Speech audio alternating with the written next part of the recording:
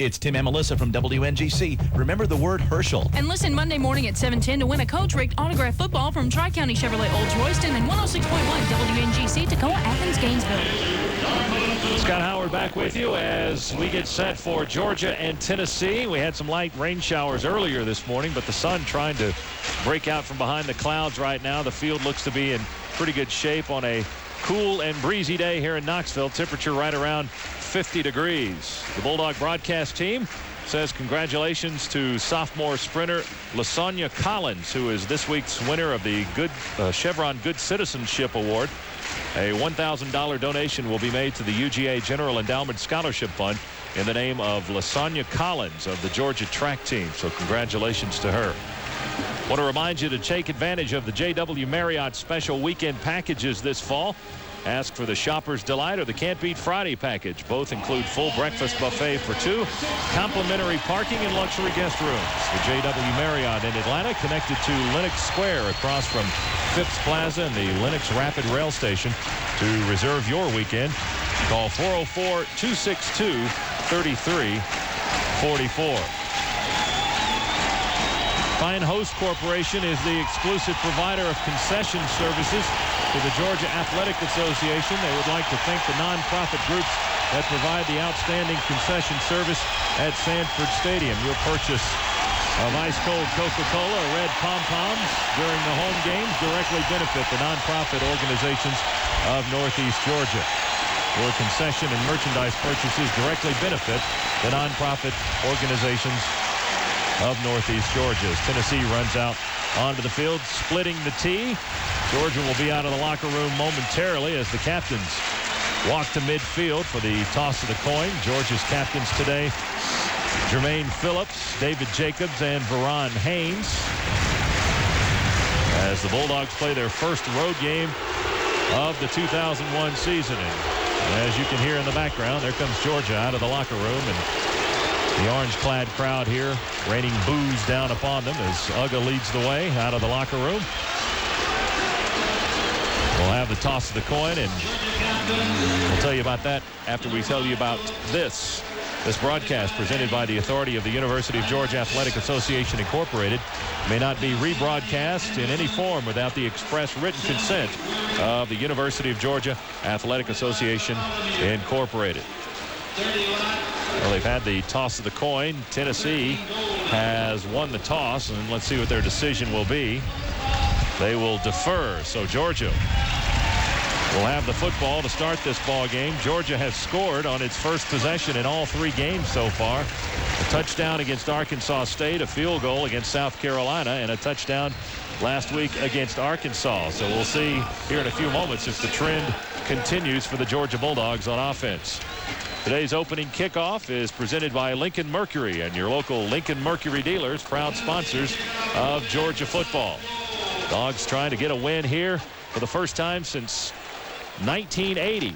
Sounds like a long time, but it's only been 5 games. We'll see if they can pull it out here in the next few hours. And to tell you about today's ball game, here he is, the legendary voice of the Georgia Bulldogs, Larry Munsen. All right, Scott, now get the picture. We will be in white tops with the silver pants, of course, and the black trim and the red helmets. And Tennessee will have that orange jersey with white pants and tough-looking white numbers on the orange. They have white helmets.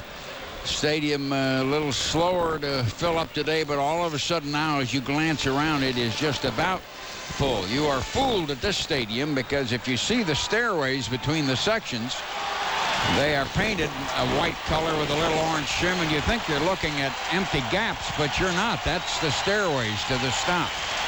They figured between 106 and 108 today, and I guess they're going to go 106. North wind. Temperature, however, now 51 or 52 degrees, better than what it was.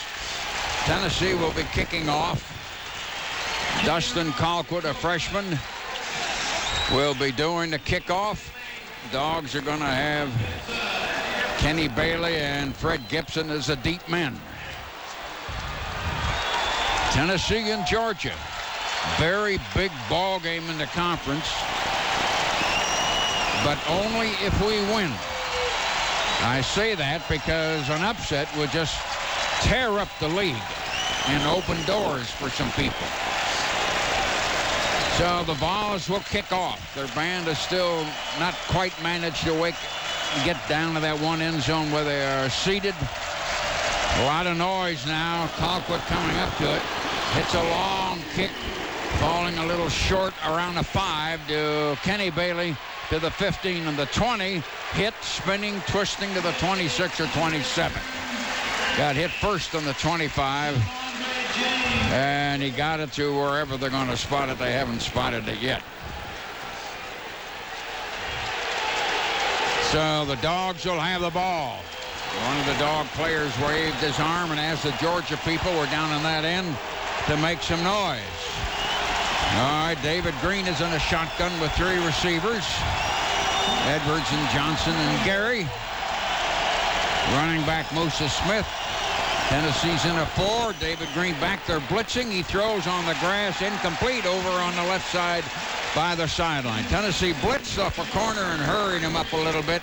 He tried to go to Fred Gibson. Bernard Jackson, the defensive end, came right in unopposed, and Eddie Moore, a linebacker, was working his way in.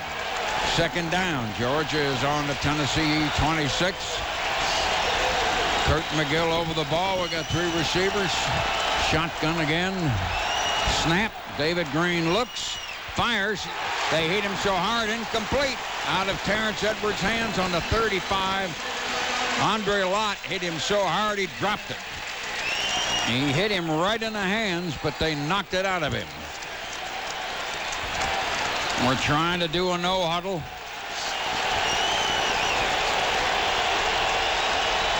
Third and 10 on our own 26.5. Greene back in a shotgun. 3 wideouts. Tennessee's in a 6-man line now with the corners up. He passes. It's complete in the 29, but they're going to drive him all the way out of bounds. Michael Johnson caught a pass way over to the right side for a couple of yards, and then they knocked him back about 5 more. Julian Battle, a strong safety of Tennessee, the first guy that grabbed him. And so we were unable to move in the first few moments of the game, and Jonathan Kilgore will be in the punt formation with Rashad Baker as a sophomore and a deep return man for Tennessee. Kilgore to punt. We're on our 29, 4th and 7. Snap is good, and the kick is good. Oh, man, long spiral. Baker on the 25, going to his right, 30-35 quickly. We shove him out. He had speed to the 40. Randy McMichael had to shove him out. 15-yard return. We got a good long 45-yard spiral from the line of scrimmage, almost 60 yards from where Kilgore was standing. But they got a quick return wide off to the right side. So here's Tennessee now, and they are on their own 40 exactly, with Clausen the quarterback, and I would imagine Travis Stevens will start at the tail. Yes, he's lined up behind him now. They got a slot left on the back behind right tackle, and now they flip-flop with the tight end. Tennessee goes into an I. Then they come back in motion and give it to Stevens, and he got outside to the corner, and one man got him and had to get him. Tim Wansley had a dive on him up around the 45. Let's see where they put it. Travis Stevens quickly out around the right for 5 yards. Senior out of Clarksville, 5'9" and 190. He got out there pretty quick. They had the right side of their line sealed off pretty good, and he got to the corner, and Wansley had to come up from the corner and take him low around the ankles and get him outside. He got 5 or 5.5. Tennessee is second down. No score, just started, first quarter.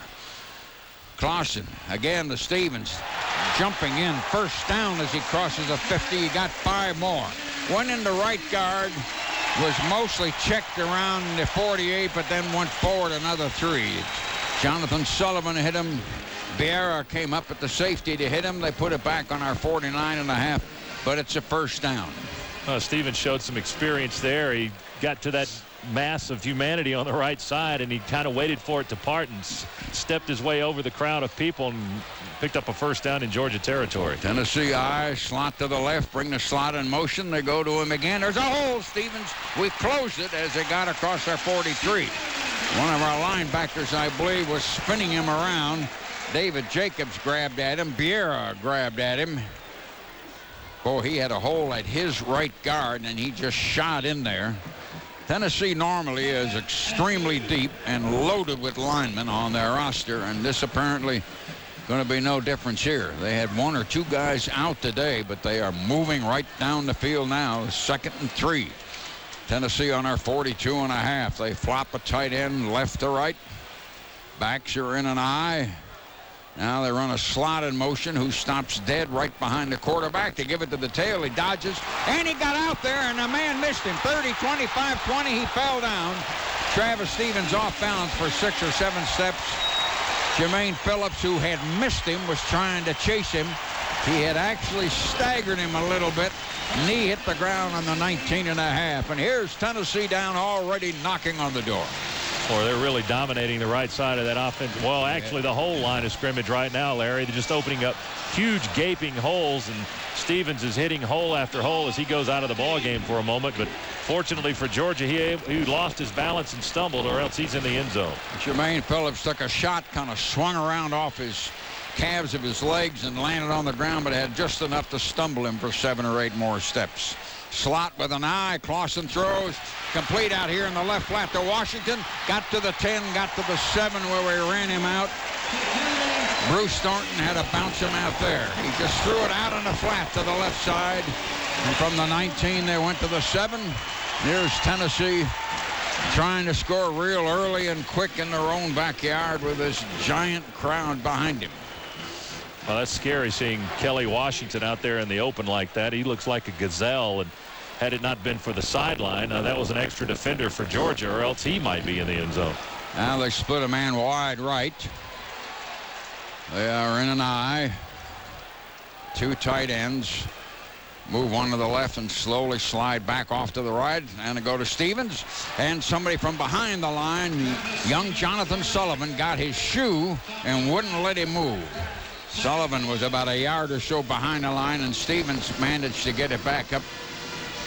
It's about on a 6, just outside the 6. It's 2nd down and goal to go.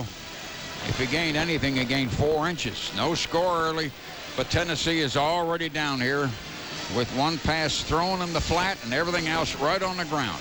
They have run the ball an awful lot this year, and very successfully, of course, against everybody. Slot to the right.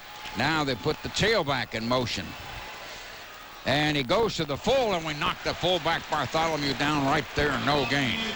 And that was David Jacobs, a tackle, and Sullivan also. Both of the tackles jammed up the play there. He lost a full yard back outside of the 7. Tennessee is 3rd down, and the Dogs now, Charles Grant, turned around and asked our fans down on that end to give us a boost here. Tennessee is 3rd down, goal to go. They're on the Georgia 7.5. Jacobs really had terrific penetration. He was back at the 10-yard line in the backfield that time. He really took that offensive lineman with him. 1 back, Clausen behind the center. 3 receivers now this time. One of them slowly in motion, drifting to the right. Clausen going to pass a fade in the corner, throwing the fade. They say he had a foot in. Touchdown. Kelly Washington by inches had a foot in. They threw a fade in the corner, working on a smaller defensive back. He caught it just before he went out. And Tennessee got the 6 points. That's almost an unstoppable play right there with a guy that's 6'4", and Clausen threw it perfectly, and there's no way that Georgia's secondary could defend that pass. It either was going to be caught out of bounds or caught for a touchdown, which it was. Had to be thrown perfectly, too. He threw it perfectly. Alex Walls to try the extra point. And the Orange lead 6-0. And the kick is up, and the kick is good, and Tennessee scores in the first 4.5-minute drive here, 7-0. Pause for these words. Timeout on the Georgia Bulldog Radio Network. WNGC. Hey, Georgia Bulldog fans, if you're thinking used, stop. think new.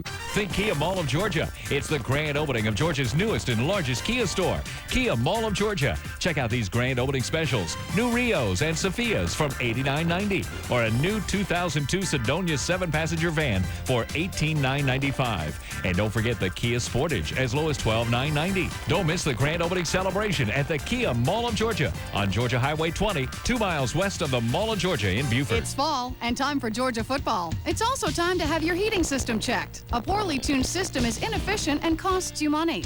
Shoemate Mechanical has been servicing heating and air systems for over 23 years. A visit from our trained professionals can save you money. So put down the brat and pick up the cell phone. Okay, then call us first thing Monday. Bulldog Heating and Air, now a part of Shoemate Mechanical at 706-353-2020 or shoematemechanical.com. Shoemate and Bulldog, comfort you can count on. One of these days, people will cheer just as loudly for a bank as they are for your team right now. Really.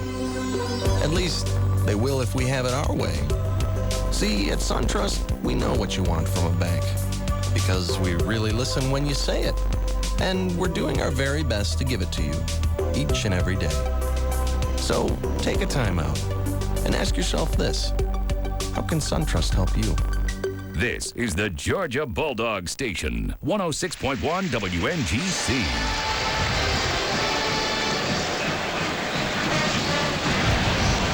During the dead time after the field goal or after the touchdown, the Georgia coaches, particularly the defensive coaches and Coach Rick, were looking at the big scoreboard that has the video replays, trying to get a feel for just how much the Tennessee receiver beat the Georgia secondary to make that touchdown catch. But I think the thing, they're going to come with him occasionally, but the thing you got to figure Tennessee for doing is what they just did. They're going to pound the ball with their running attack. Pound, pound, pound. Yeah, and then they're going to straighten up and throw at the smaller backs on the sides. And remember now, Lou Holtz did that to us in the last 2.5 minutes of the South Carolina game. One to the left and then one to the right, and that was it. Colquitt kicks off again for Tennessee. And their lead is 7-0. And the drive was an impressive drive. Kickoff, high, a little short down the middle. And Gibson going to follow Bailey. 25, 30, 35, 40. Gibson sprinted up with a hole right up the middle. That youngster can run. Well, that's who Georgia wants to take the kickoff. If at all possible, Tennessee wants to kick it to Bailey or whoever else is out there. But the Dogs want the ball in Gibson's hands. That guy had 121 yards and returns last week, and he's going to break one pretty soon. He got this one up to the 43, a little bit over. Greene underneath the center this time. Tennessee comes up to a 5. And we run Musa at the left tackle. One man pulling him down as he got all the way to the 50 and fell down. Dominic Stevenson, a middle linebacker, grabbing at his shoe and holding on. But otherwise, Musa could have busted that thing because he got 7. Georgia in white, Tennessee in orange. No huddle. Second down, 2.5. Go to Musa. Outside, fought a man, fought another, got a first down around the 43. He bounced out there quickly and battled a strong safety, hit him, and then Jabari Greer, a cornerback, hit him. They put it back up on the 44, and it's a first down. 7-0, Tennessee lead. Just drove it down the field. Ran us inside, ran us outside, slanted our tackles, and then boom. 2 wideouts, 1 running back. Tennessee blitz off a corner. Fake, fires, and it is complete to the tight end down to the 34, Ben Watson. Play fake, then looked left and threw to the right to the tight end. Greene did, and Eddie Moore, their linebacker, had to get him. And the ball is spotted on the 35. The gain was 9, second down. And Jasper Sanks has come in.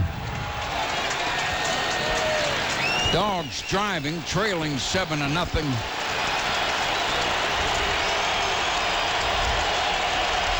We run Watson back in. He had started out. Go to Jasper. Bounces out, pushes, and gets a first down on the 32.5. Slanted out to the right. Whiteside, their linebacker. one of the orange shirts hanging on to him there, and Lott, the cornerback, was also hanging on to him. And they say he's dead on the 32, but it's a first down. That's not a bad run by Sanks. He got 3 yards after contact. They hit him at the line of scrimmage, and he got up to the 32 for the first. Dogs first down in the 32. Slot left, one man right. David Greene straightens, fires down the middle, and it's complete as they knock him down around the 17 or 18. LeBron Mitchell caught a ball right around the knees. Tennessee hit him immediately, but it was about a 15-yarder. Greer, the cornerback, hit him first, and it's a first down. Dogs knocking the door now. They've crossed the 20. 7-0 Tennessee. Just about the middle of the quarter. We're in white, they're in orange. Crowd up roaring. 3 wideouts. Give it to Jasper. Hold it left guard, pulling people, and maybe to the 15 and a half, maybe. Richmond, the end, was not totally blocked and got him from the side of his knees as he went through. That's going to be second down and 7.5. He got 2.5 yards. Musa has come in. And Sanks out. 7-0 Tennessee. We are 15.5 yards away from the goal line. Greene takes a snap and looks and throws. Oh, and he missed a man breaking open. He missed 2 men breaking open, but especially LeBron Mitchell. Mitchell didn't quite get there. Greene's throw landed in the open spot first. Yeah, he had Mitchell and Gibson running post patterns, and it looked like Gibson maybe had his man beat, but David opted to go to Mitchell, and he didn't quite get it to him. Gary and Johnson are in. Third down. We're on the Tennessee 15.5. Third and 7.5. We're behind 7 points. 8:04 and a quarter. Got 3 men out. Snap to David Greene. Dumps it out here in the flat. And they trap the back behind the line and shove him out. That was Larry Greene. Damon Gary, who had slotted back. Greene really watched and then dumped it out on the flat. Stevenson, the linebacker, and Battle of safety were there. And the gain on the play was about 3 yards to the 12. We will go for the field goal with Billy Bennett. 4th down. And Bennett sticks it up. And the kick is good, and the Dogs get on the board and get 3 points. A good-looking drive and almost scored on it.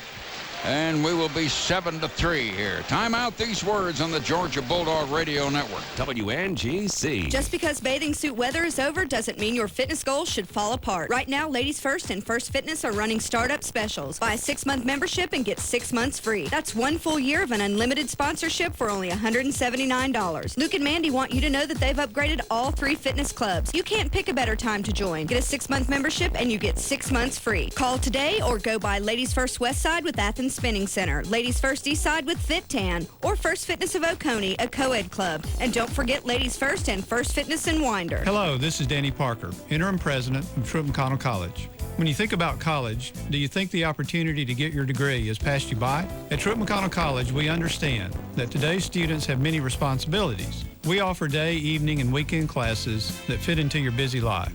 Call us at 1-800-226-8621. That's 1-800-226-8621.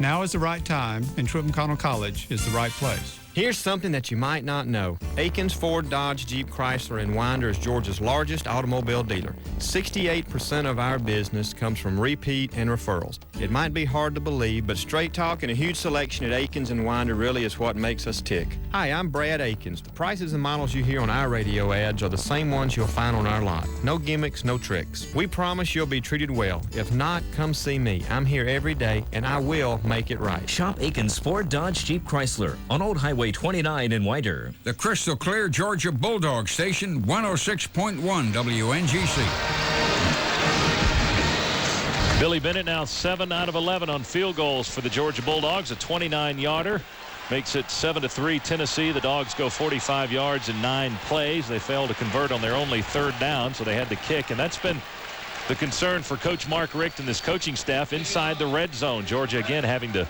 settle for 3 inside the 20-yard line instead of getting the 7, but not bad for your first points of the afternoon. Now they need to hold Tennessee as Georgia trails 7-3. And the Dogs will have Kerouac setting it up to kick off, and we're set to go. Suns trying to push through here, 7-3. Leonard Scott of Tennessee. Look out for him. Is the deep man right down on the goal line. He had a 100-yard return 2 years ago up here against us. Kerouac kicks very, very high and in the end zone and deep, and they can't do a thing but down that one. Boy, Kerouac really got his foot into there. Let's pause for a station identification. This is the Georgia Bulldog Radio Network. It's Tim and Melissa from WNGC. The Bulldog recall code word is Herschel. Listen Monday morning at 7:10 to win a Coach Richt autographed football from Tri-County Chevrolet Olds Royston and 106.1 WNGC. Journal-Constitution in Atlanta tells us Purdue is 7-0 on Iowa in the first. Illinois 3-0 on Minnesota in the first. Syracuse 3-0 on Rutgers in the first. Here it's 7-3 Tennessee in the first. Clausen, 2 wide outs. The back slightly off shifted. Gives it to the tail. Stevens in the hole at the tackle, and we hit him, but he got 5 yards. Stevens had a hole at the tackle and spun around. Sullivan grabbed him, and Grant grabbed him. Boss Bailey had a piece of him. Lauren, what do you got? Larry, I know you, like most everybody else, is concerned about Washington on Georgia's smallest cornerbacks. But I'll tell you, they can do the job. The defensive line's got to get in there and make some sacks. Second down, 5. Tennessee on their own 25. First quarter leading 7-3. And a whistle blows, and let's see what we got. Georgia, that is their first time out of this half. Dogs called a time suddenly. Helmet. Sullivan's helmet was not set right. All right, well, then we'll have to take another time. We're 7:10 to go in the quarter, 7-3. Timeout. These words on the Georgia Bulldog Radio Network. At Delta Airlines, we share with every American an unwavering determination to forge ahead in the face of any challenge, to keep our country strong. We realize the importance of air travel in the way we conduct business and the way we live our lives. We have re-examined the way we do things, restructured our organization, and have implemented more stringent security measures throughout our system, all in the interest of ensuring our passengers' safety. As a result of incredible effort from Delta employees everywhere, we carried over 1 million passengers last week alone. We're proud to know that you believe in our team as much as we do. We will continue to do whatever it takes to ensure the comfort and security of all Delta passengers now and into the future. We've shown the world that our nation will not allow its freedom to be compromised. Thank you for your patience. Thank you for your support. Thank you for your loyalty. Thank you from Delta Airlines. When it comes to sports, we at Singular Wireless celebrate all forms of self-expression, whether it's truly spoken or just implied. Take, for example, good game. Good game. Good game. Good game. Good game. Good game. What are they really saying? Loser. Loser. Loser. Loser. Loser. Loser. Loser. Mama's boy. Mama's boy. Mama's boy. Mommy's favorite. We believe self-expression comes in all forms, for whatever mood you're in, whether in sports or just life in general. Bite me. Bite me. Bite me. Bite me. Bite me. Bite me. Wiener. Singular Wireless. What do you have to say? This is the Georgia Bulldog Station, 106.1 WNGC. Tennessee, 2nd and 5. They're in an eye. They're on their own 25. 3 receivers. And they give it to Stevens. Hole right up the middle for 5 yards. 8-9 yards first down. Jermaine Phillips, our strong safety, had to hit the guy. And Tennessee's got another first down. Are they starting another drive? I think that play was designed to go off tackle, but Stevens saw a huge gaping hole as right over the center as Tennessee's offensive line continues to dominate, and now Stevens with 55 yards on 7 carries. 3 wide out, straightens up, dumps it right across the line, complete. The Dogs come up and hit him, but they got about 4 yards. He hit Graham, the wide receiver. Biera and Bruce Thornton up to hit him right away. Didn't go way over to the sideline, just slanted it. which is what the receiver was doing for a little 5-6 yarder, and that's about what they got. They're up on their 39.5, however. They got 6, 2nd down and 4. Tennessee moving, and they lead 7-3. Skies are clearing off here, still north wind. 3 receivers, they are in an eye with Bartholomew and Stevens.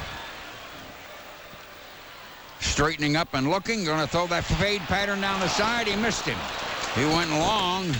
Jason Witten. He ran a big tight end down there that time, and we had a safety coming over trying to help. Incomplete.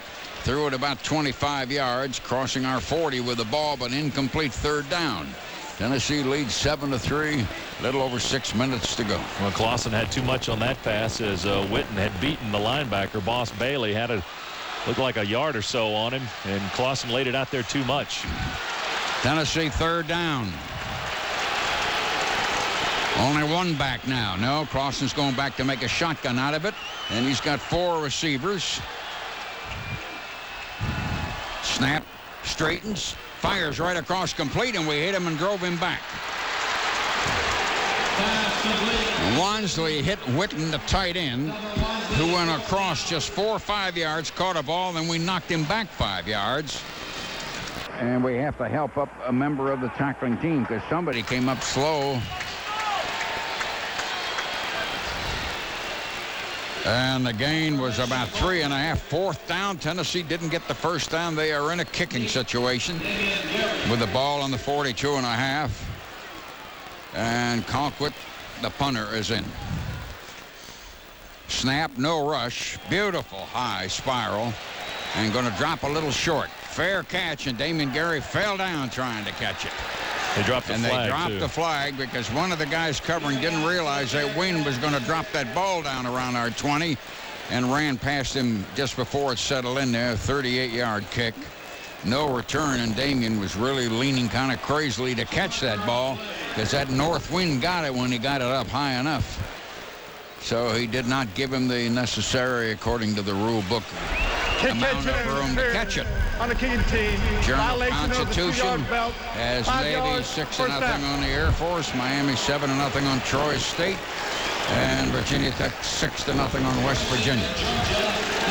Dogs ball on their own 25. McGill, the center, points at somebody. We're in a shotgun. Snap. Fake to Musa.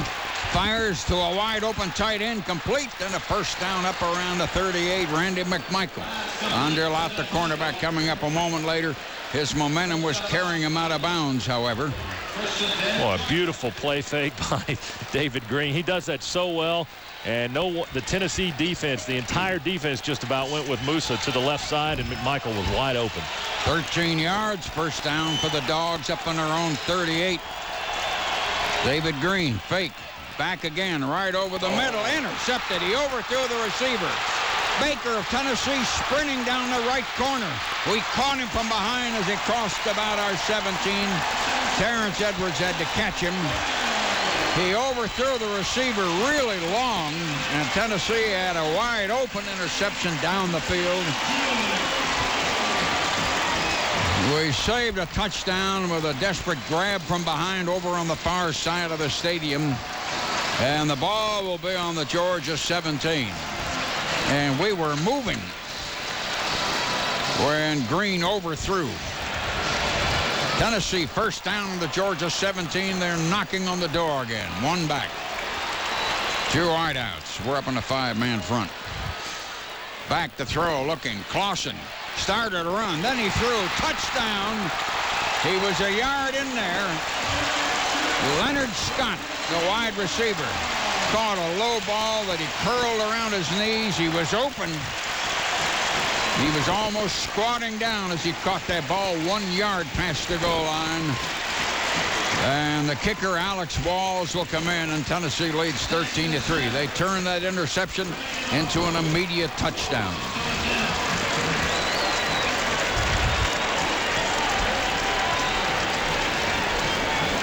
Tennessee to try the extra point.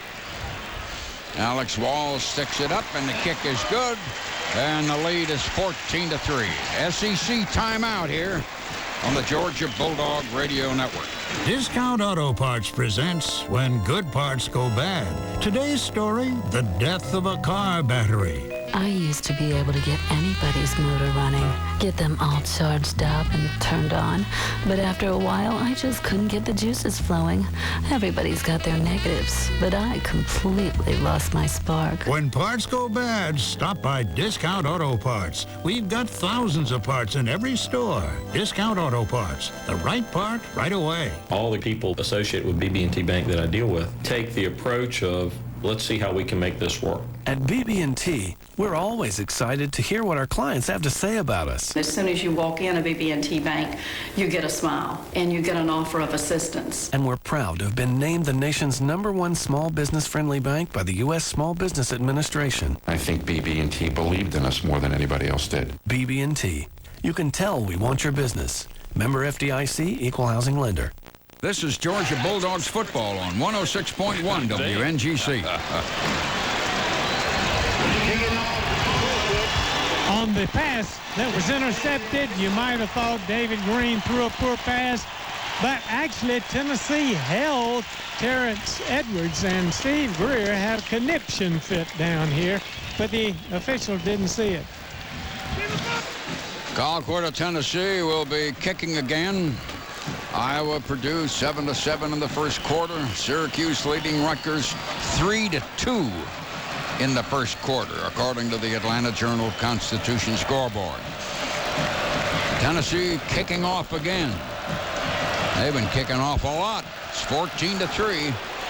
He's a left footer. He hits it deep. We catch it a yard behind the goal line. Fred Gibson to the 10, to the 15, to the 20.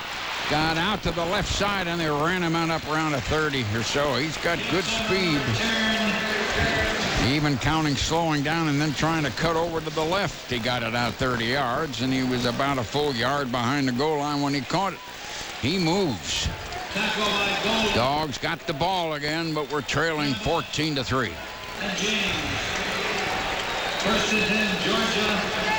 Dogs in white, Tennessee in orange. George up to the line, slot to the right with an eye.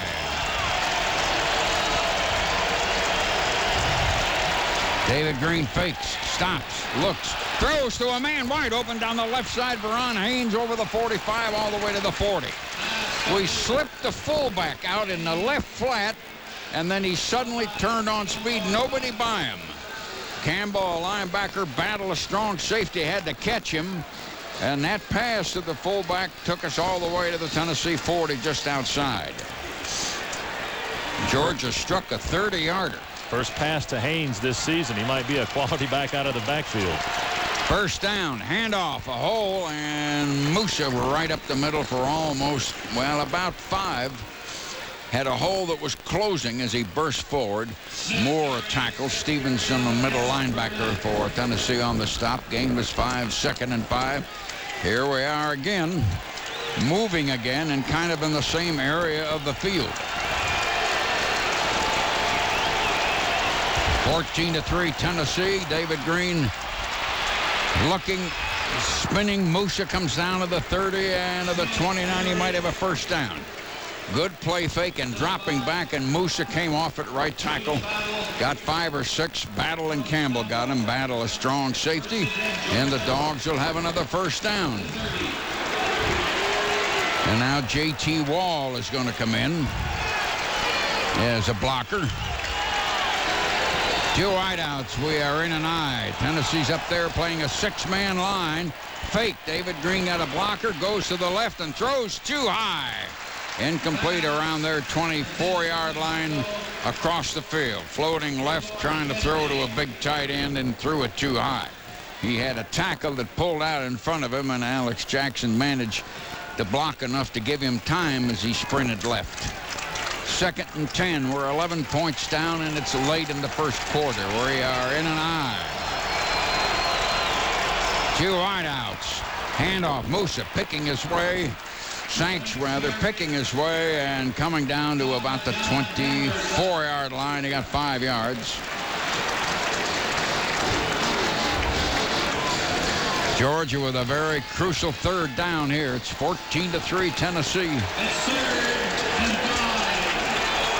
Shotgun with 2 backs back there. 3 wideouts. Snap, Greene coming to the right. Fires, and it is caught complete around the 16 or 17. Terrence Edwards in the first down. He caught a low pass around his knees just as Lott, the cornerback, hit him. And we are first down and on the Tennessee 16. Haynes comes back in now. 14-3 Tennessee. Still better than 3 minutes in the quarter. We're in an eye. David Greene stops and looks. Throws a long fade pattern, and it is incomplete and out of bounds. Our receiver reaching for a hand, Terrence Edwards, but going out with Gaines, a cornerback who was running right with him and reaching as they both were crossing to the left side of the end zone, going out of bounds. Yeah, Teddy Gaines got a hand on that, tipping that one away. I don't know how much room Edwards had on the far corner over there, but Gaines is the one that batted it away. 2nd and 10. Dogs out there on that Tennessee 17. We're in an eye. David Greene straightens up and fires. And juggling with the receiver. Tennessee fighting for possession of the ball. They'll give it to the offense. I think Michael Johnson, first down at about the 9 or close to a first down. Let's see. Were we lucky with that? Andre Lott up there with the ball thrown up around his headgear. Johnson fought for the ball, barely got it to the ground, but was fighting orange jerseys all the way down with it. Got 8 yards, 3rd and 2. We're on the Tennessee 9. We're in a power eye, and we go to Musa. Musa rolled over the back of a guard, but I don't know if he got the 2, and there's a flag down, so let's see. And where the flag is doesn't look good. Tennessee's middle linebacker, Robert Peace, was one of the men, the first men on the stop. We had a little push at left guard. Musa had to climb over and slide on his back.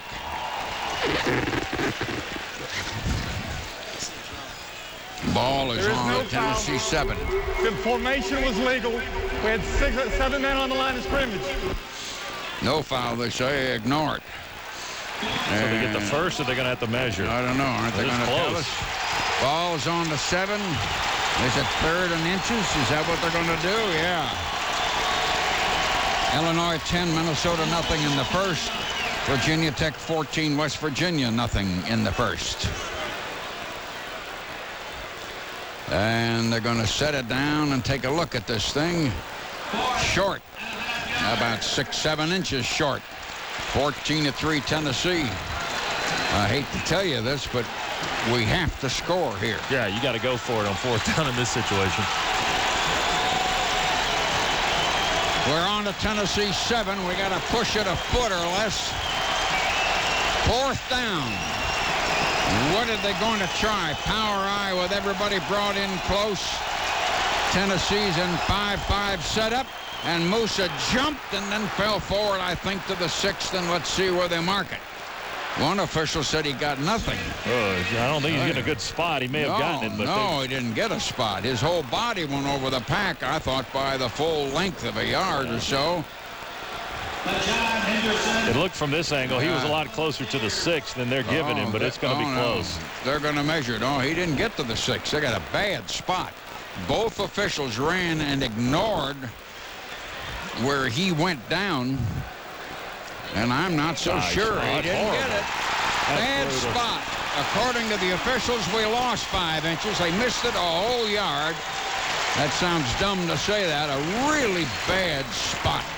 And it's Tennessee's ball on the 7. And we needed 7 there. And that hurt. That was a bad spot. And it'll show up on the film, but you're not allowed to say anything about it. I thought the way he just slithered up in the air over the pile and landed on the other side that it was a cinch yard. But it's not. Tennessee's ball on the 7. They're in an eye. Clausen puts the tight end flip-flop the other side, and he runs with Travis Stevens at the right guard for 2.5. We may have had a flag down along the line of scrimmage. Tennessee leads 14-3, and the official said they stopped us on the 7. Chris Clemens, one of the backup linebackers on that stop. Pollock and Gaithers Jacobs, Millard, and that Offside. defensive front. On the defense, 5-yard penalty, replay first down. What was that you said in the first, in the pregame, Larry, about General Neyland? Yeah. 5-yard penalty on the Dogs. Penalized up to the 12, and it's first down and 5. Tennessee moves the receiver in motion outside the tight end. Go to Stevens. They block for him out there to the 15, to the 20, to the 25. We pull him down riding on his back. Vieira had to get him and did. So they slanted him about 14 yards or so, and Tennessee's got a first down. They got it away from the shadows of their own goalpost.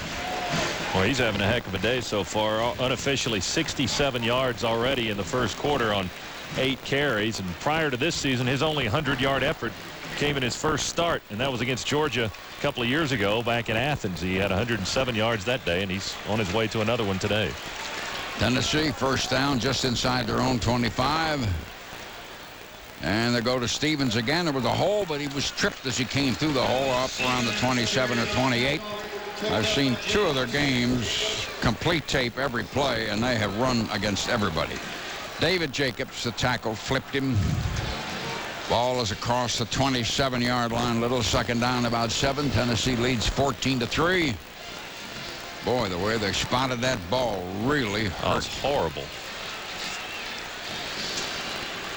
Tennessee, second down, hands off, small hole. We hit him as he steps across the 30 to about the 32.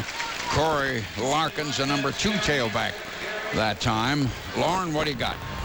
Larry, everybody on this sideline is grumbling about that spot.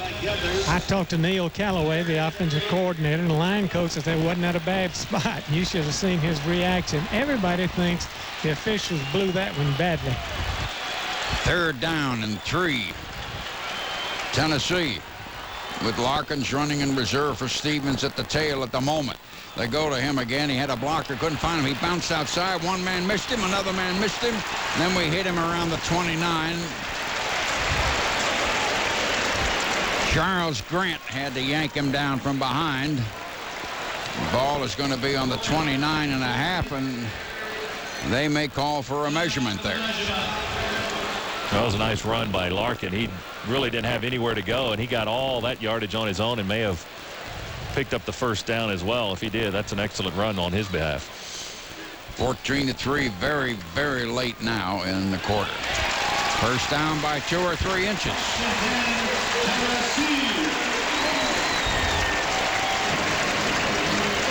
Vols are moving again. Now, they moved against everybody very easily, quickly on the ground this year. 14-3. 11-point lead, maybe or maybe not time for a play in the quarter. Now Tennessee decides to let the clock run down and not take a play, and that'll be the end of the first quarter. Tennessee 14, Georgia 3. Let's pause for these words on the Georgia Bulldog Radio Network. WNGC. Bill Hughes Mitsubishi salutes the University of Georgia Bulldogs.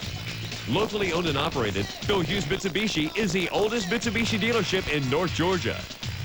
Stop by today for the best selection of Galants, Eclipses, and of course, the Montero Sport. At Bill Hughes Mitsubishi, you'll find quality parts, service, and sales. Wake up and drive, North Georgia. Bill Hughes Mitsubishi, Atlanta Highway, Athens. When you need financial help, count on your hometown team at First Franklin Financial. I'm Ben Cheek, and as part of your community, we're here to help. Whether you need money for home repairs, bill consolidation, or unexpected expenses, you can turn to us. At First Franklin, we're fast, friendly, and not far from home. Check your yellow pages for a location near you. All loans are subject to our liberal credit policies and limitations, if any. First Franklin Financial Corporation, a proud sponsor of Georgia Bulldog football. It's fall and time for Georgia football. It's also time to have your heating system checked. A poorly tuned system is inefficient and costs you money. Shoemate Mechanical has been servicing heating and air systems for over 23 years. A visit from our trained professionals can save you money. So put down the brat and pick up the cell phone. Okay, then call us first thing Monday. Bulldog Heating and Air, now a part of Shoemate Mechanical at 706-353-2020 or shoematemechanical.com. Shoemate and Bulldog, comfort you can count on. Everybody enjoys welcoming new friends to the neighborhood, so drop by and say hello to the new owners of the all-new Tri-County Chevrolet and Oldsmobile in Royston. They look forward to meeting you and showing you their great deals. A half-ton Silverado extended cab pickup with rates as low as 1.9%. Buy a Tahoe or Suburban and get $1,500 cash back or 2.9% for 36 months or 4.9% for 60 months. Go see the new owners and the great new deals at the all-new Tri-County Chevrolet, Highway 29 in Royston. You're listening to Georgia Bulldogs football on 106.1 WNGC. Brought to you by the Athens Banner Herald, your Bulldogs sports news. Now back to the Dogs on 106.1 WNGC. End of one quarter, Tennessee with a 14-3 lead over Georgia. The Bulldogs inside the Vols red zone twice in that first quarter. Inside the 20-yard line, came away with only 3 points, and the numbers on that starting to be bothersome for this coaching staff. The Dogs now 16 times in the red zone this season and only 7 touchdowns. As we take a look at this game summary brought to you by Regions Bank. Tennessee with an interception they turned into points. A 17-yard touchdown pass to Leonard Scott. Also a touchdown pass to Casey Washington, a 7-yarder. That was the Vols' first score. Georgia's only score today, a 29-yard field goal by Billy Bennett. Tennessee up to the line with Clausen underneath. They move a receiver motion, run a toss sweep. It's fumbled behind the line, but Clausen and the running back Larkins dove on the ball. Bad pitch on an attempted toss sweep right. And it will be, well, the loss was considerable, 7 or 8 yards back to the 27-yard line. Second down and 18. 14-3. Tennessee leading very, very early in the second quarter. 3 wideouts. Clausen underneath, drops back, hands to the back. And Stevens dancing at left tackle, didn't get anything but a yard, maybe. Travis Stevens started in, leaned back to right guard, leaned back to left tackle. Chris Clemens, sophomore backup linebacker, playing, made the stop on the 28. It'll be third down. Ball up around the 28.5. Third down along 16 for Tennessee, but they lead 14-3. At any moment, are they going to throw it deep? Clausen bouncing back into a shotgun with 3 receivers.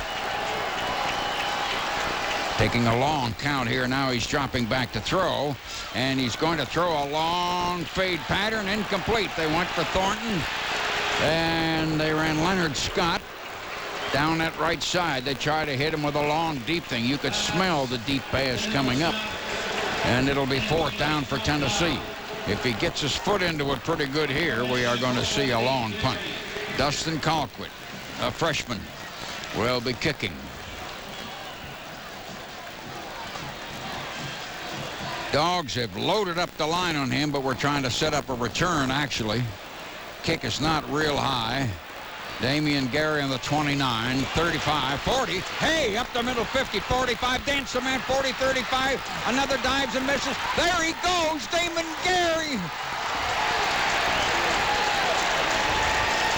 Oh, they throw in a flag. Oh, now we're celebrating down in the end zone, and that means we'll be penalized. Great, great, great return so quickly. Just leaning right, leaning left, and really quickly, and dodging people. And just like that, we have come back into the ball game, and it's 14-9. Damian Gary with a great long return. We will be penalized afterwards. Are they going to penalize us instead on the extra point, maybe? 42-yard punt, a great 70-yard return. He burst up the middle. And I think I said something dumb like, hey, because I could not believe that he was coming out there. They penalize us back out to the 18 where we will try the extra point. Kilgo is going to hold it. Hogan snaps and sets it down, and Bennett sticks it up there in the air, and the kick is good. So the penalty did not hurt. and it's 14-10, and Damian Gary has made a play, and we are alive.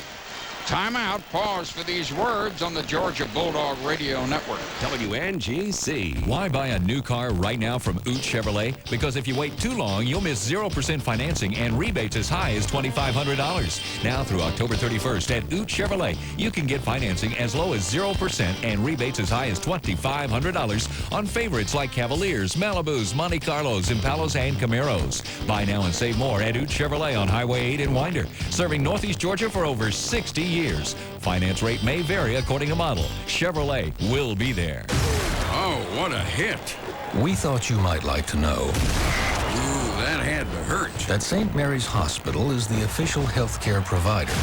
Man, I hope he's double-jointed. For the University of Georgia Athletic Association. Oh, ouch. And let's face it, if we can take care of guys who do this all day. Oh, somebody go tell that kid his name. We can tackle just about anything.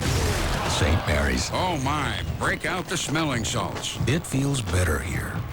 The big event in Athens, Georgia, Bulldog football. The biggest event of the year at University Ford Mazda. An all-out sellout on all remaining 2001 inventory. They've got to go now. Own a 2001 Ford F-150 Super Cab XLT loaded as low as $20,788. Drive away a 2001 Ford Ranger regular cab as low as $10,788. How about a 2001 Expedition Sport at $19,188? Don't miss out. Only at Ronnie Hills University Ford Mazda in Athens. All prices are plus tax tag title after rebates. North Georgia's station for the Dogs on FM 106.1 WNGC.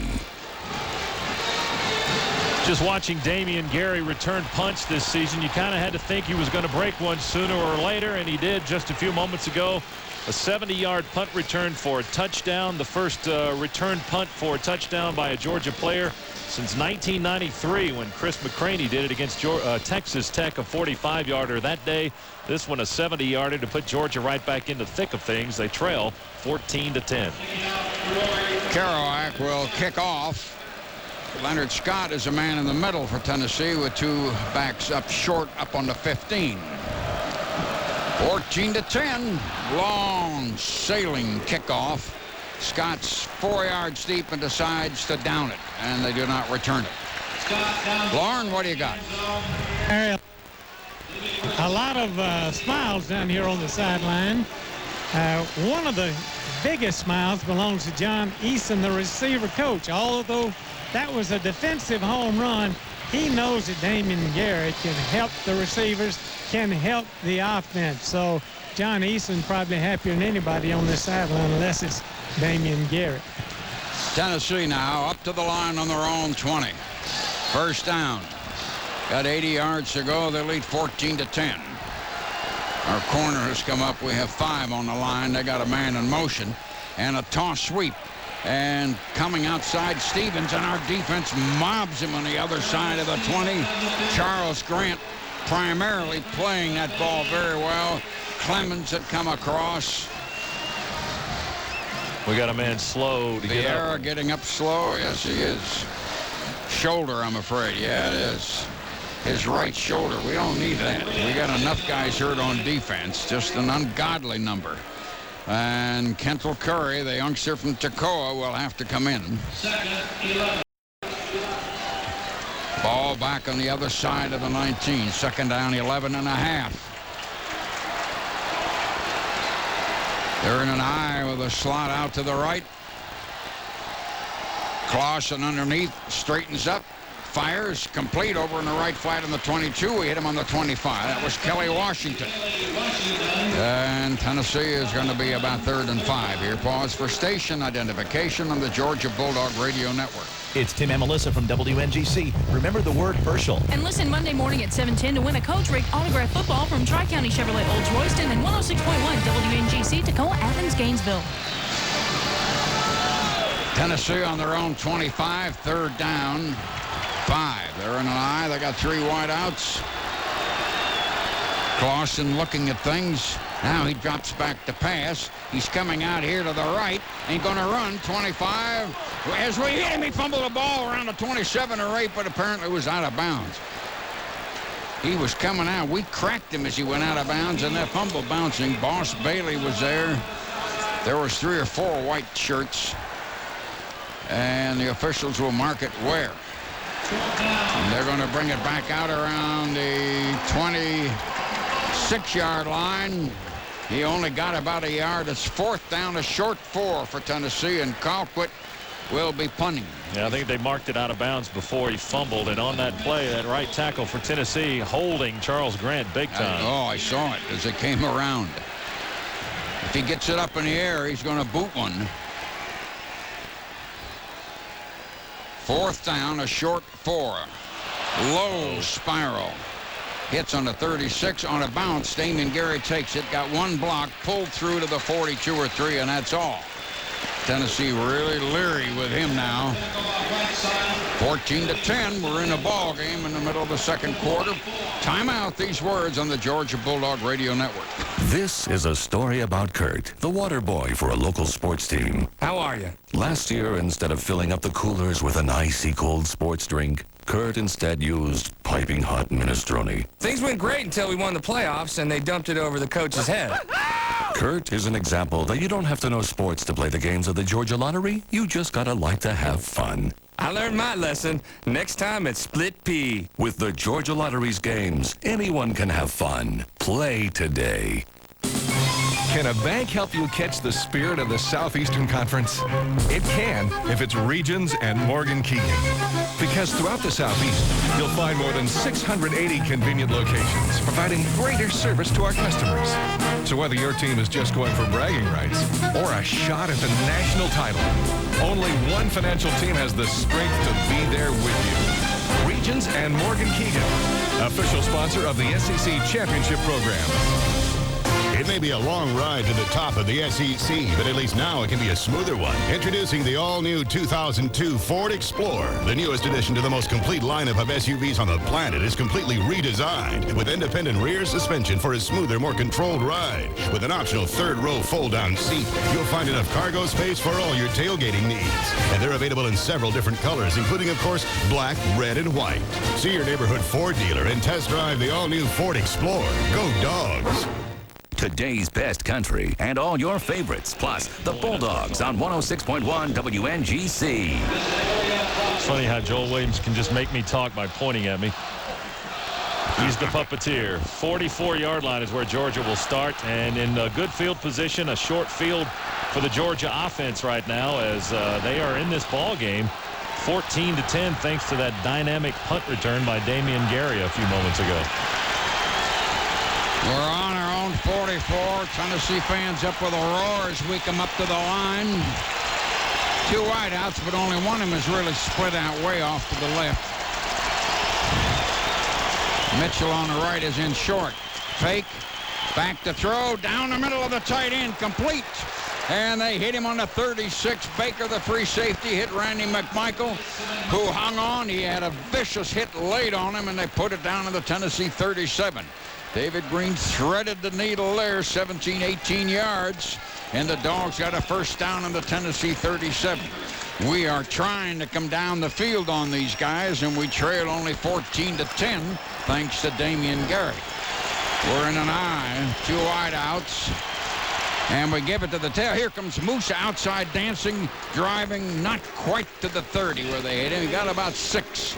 Came out left end and got around, and he got about 6 or 6.5. Greer, the cornerback, had to make a clean tackle on him and did. They put it down to 30. They gave him 7. The front nose on the 30. It's 2nd down and 3. We're in an eye. 3 wideouts again. Greene dropping back to pass again. Fires and threw it way over the head of Gibson over here in the flat on the 25-yard line. Incomplete. Lauren, what do you got? Vieira's got a burner, they call it. They put ice on it, so it just hurts initially, more so than at any other time, but he's okay. He'll go back.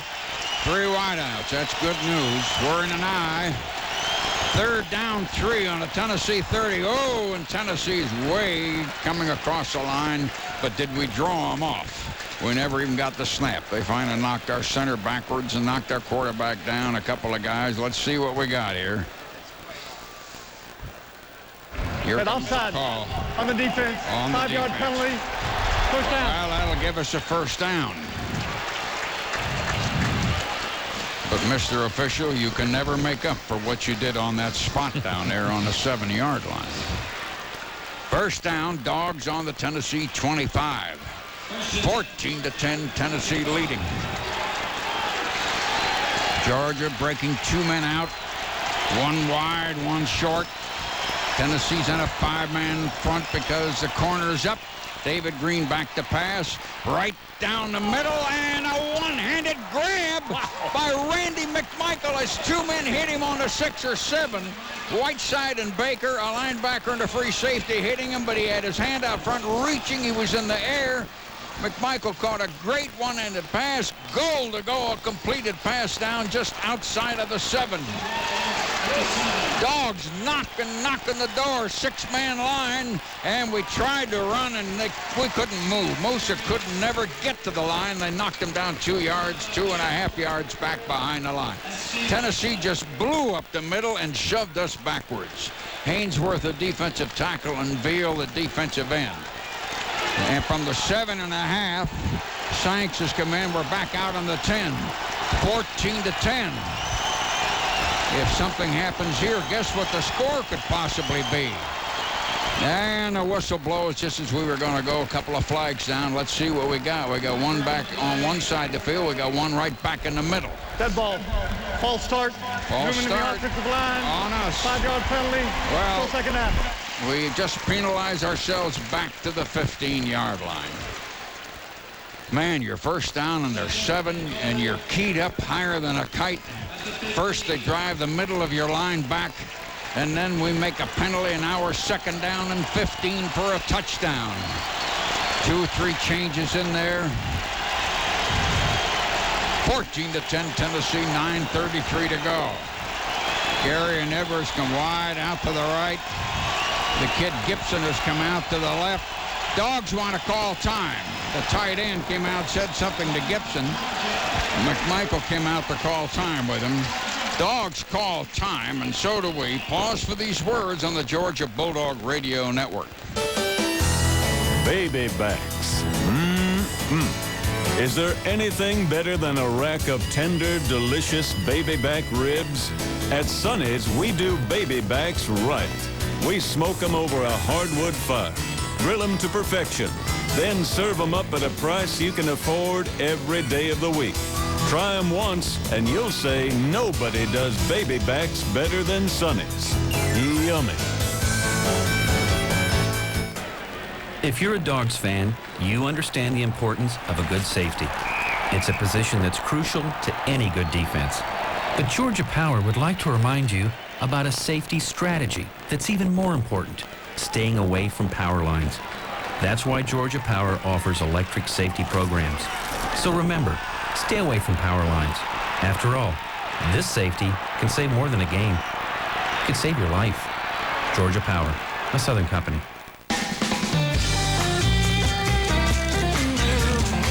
The day she walked in the Tony's bar, I thought she must be a movie star.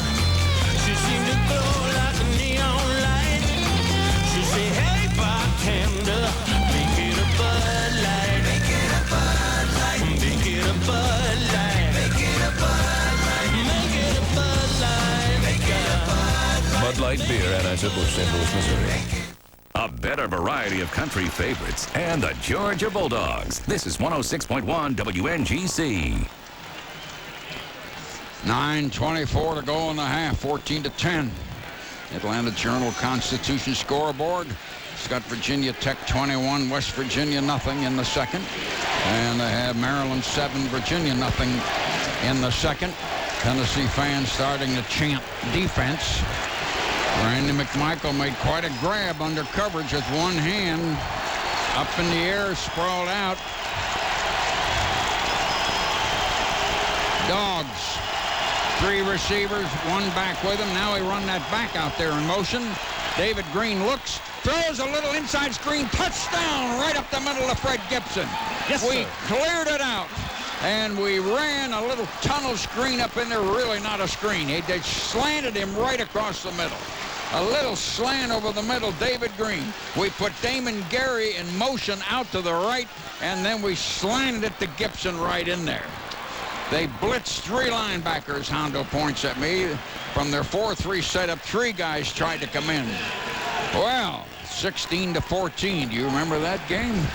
16-14. Try for extra point.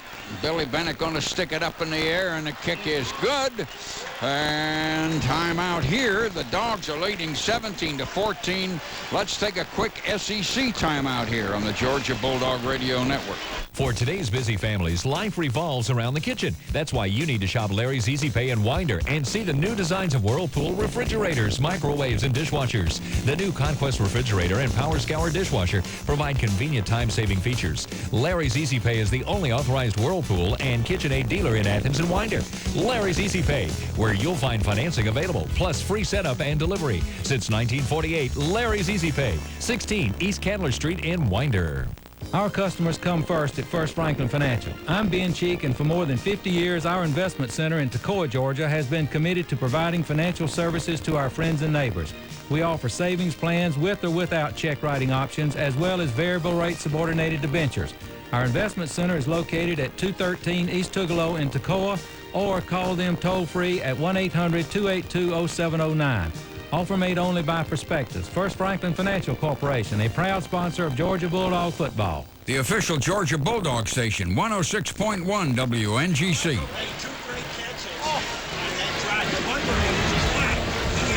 That was Fred Gibson's first catch. He went for a touchdown, but what was great about it is it was a perfect call, and I guess you could say somebody on the defense made a mistake. You can always say that, but boy, it looked good. Him dancing into the end zone after Georgia had a first down, and it looked like it was going to be hard to score. That's red zone productivity that you like. And Larry, this crowd, and I think Tennessee's, when you have a lot of success as they have, they tend to be front runners, but I'm telling you, you can just sense the mood of this crowd. They know they're in a fight. And the Dogs just came out off the sideline, waving their hands and jumping a little, wanting their fans, wherever they can find them, to make some noise. Fans are down on the other end of the field, though there are some on top where we're getting ready to kick off. Way up on top, a couple of 100 yards. They've put about 4,000 of our tickets. Kerouac will be kicking off. We are 17-14. Guess who's got the 17? Leonard Scott standing on the goal line for Tennessee with the 2 up-backs around the 15. The kickoff, long, over the end zone. It bounced on the other side of the end line. And Tennessee now will put it in play. Now they're going to establish the run and then go deep. They throw it very well. Vieira's back in the game. I'm glad it wasn't a serious shoulder thing. I noticed that time when he came out and his shoulder looked so bad, they immediately started pumping his arm. They weren't going underneath the pads to look. Here's Tennessee on their own 20. They got a slot right. They shift back into an I. They were off-shifted. They flip-flop a tight end and unbalanced to the right. They give it to the tail, and he's coming out, and a linebacker, Gilbert, came up and just knocked him down for 1 yard.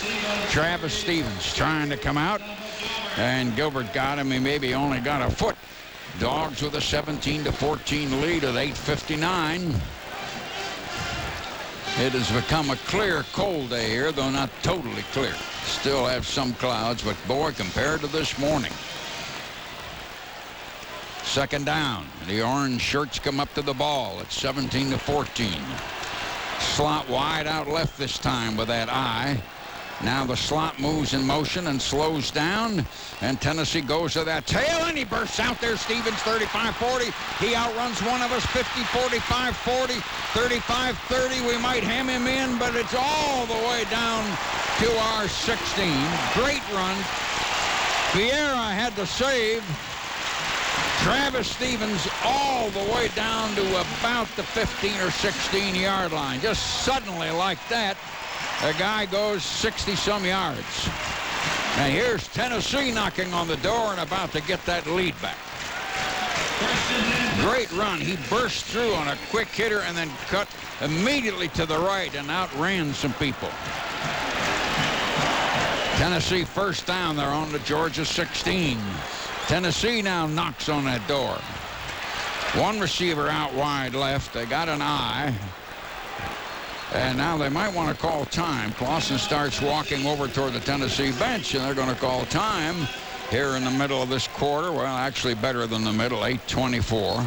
17-14. Take a quick SEC timeout again on the Georgia Bulldog Radio Network. For Southern Link, from Southern Company, Mr. Clisby Clark, the man who wrote this song. Dog fans score big with the touchdown plan from Southern Link. Get 3,600 minutes for the low monthly price of only $77. The touchdown plan comes with unlimited instant link two-way radio, plus call waiting, call forwarding, call hold, three-way calling, caller ID, even basic voicemail. All free. Call 1-800-818-LINC or visit southernlink.com. Introducing the re-engineered 2002 Toyota Camry. One glance at Camry's sportier and sleeker body and you will start to salivate. Drooling continues when you get in thanks to Camry's luxurious redesigned interior. And to make the impulse for a new Camry undeniable is a starting price from just $19,495. For additional details, call 1-800-79-TOYOTA. Visit buyatoyota.com or see your local Toyota dealer. The all-new 2002 Toyota Camry. Get the feeling. Toyota. After the game, it's the Bulldogs' fifth quarter show, live from Applebee's on 106.1 WNGC. Travis Stevens, Georgia was doing a better job on him after he ran for 67 yards on his first 8 carries. He only had 2 yards on his next 4 carries. Then he just ripped off 64 yards. He has unofficially 137 yards now on 13 carries. Tennessee breaks Washington out to the left. They slide another receiver in motion that way. Fake. Running out to the left is Clausen, the quarterback. Throws in front of him complete, and we hit him and knock him out right there. Threw to Jason Witten, the tight end, who had gone in motion. The flag down. I think we may have been in the neutral zone there. Jumped off sides. Let's check a penalty. We had stopped the play for 2 yards.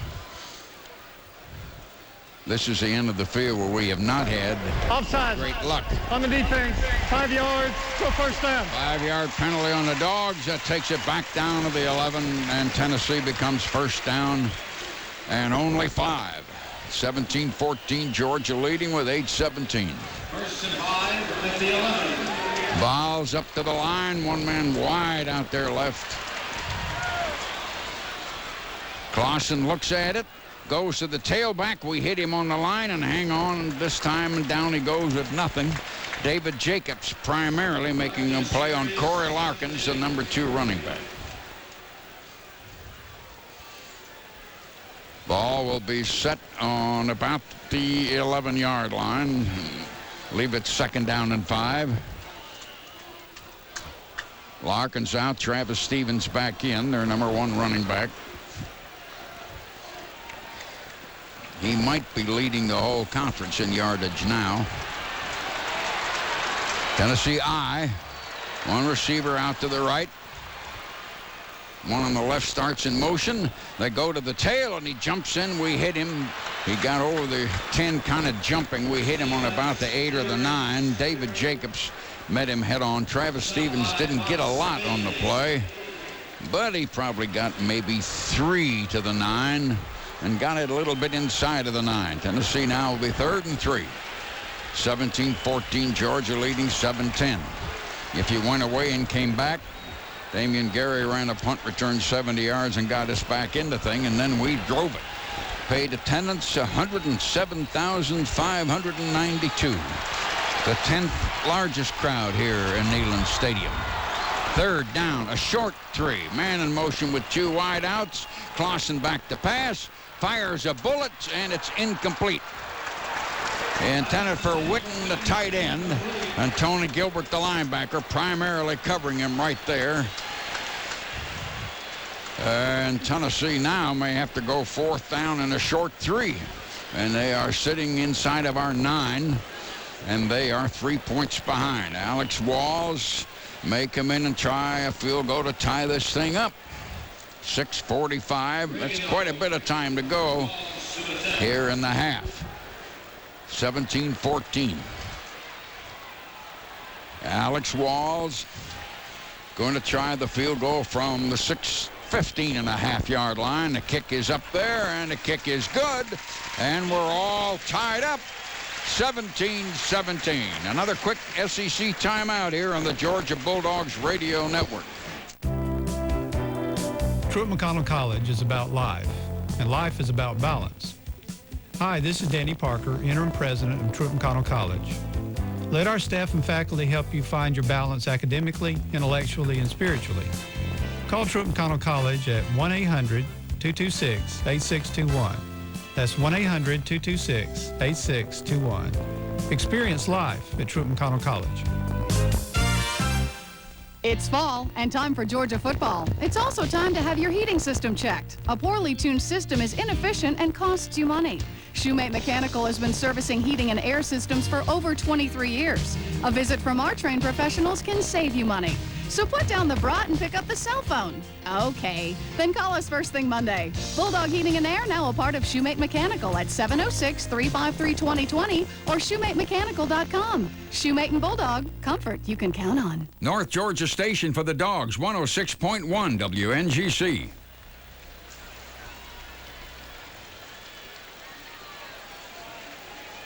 Georgia's defense stiffened right there inside the 20, inside the 15, actually, as Tennessee got that long 64-yard run from Travis Stevens, but had to settle for an Alex Walls field goal. And certainly Georgia's satisfied with that after that long run. So we're even at 17, 6:41 to go here in the second quarter.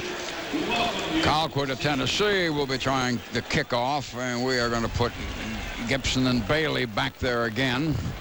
17-17 tie, 6:41 to go in the half.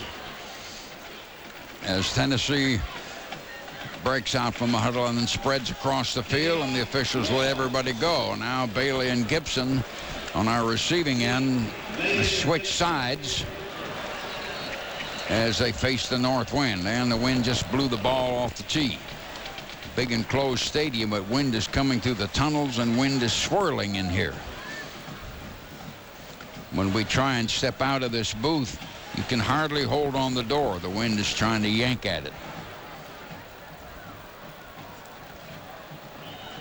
Tennessee to kick off. They've just tied the score after a long 64-yard run that got through on us.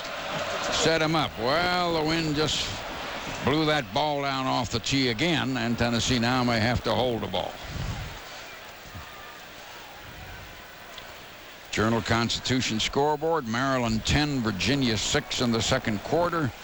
Colorado 7, Kansas State nothing in the first. Purdue 10, Iowa 7, and they are in the second. Virginia Tech 21, West Virginia nothing at the half. Tennessee's brought one of their cover team to hold the ball so they can get the kick. That's their cornerback, Andre Lott. 17-17 tie. Tennessee still trying to kick off. And he dribbled the ball, a little short bouncing ball. One of our guys fell on it on his knees between the 35 and 40. He flubbed it, and I'm guessing maybe the holder took his hand away. Yeah, I don't think they tried to do that. No, not that kind of a They're kick. kind of stunned when they're walking off. That's the kind of kick, you know, the first one that you ever see your little boy do when he's 2.5 years old. That's exactly the way he kicks it.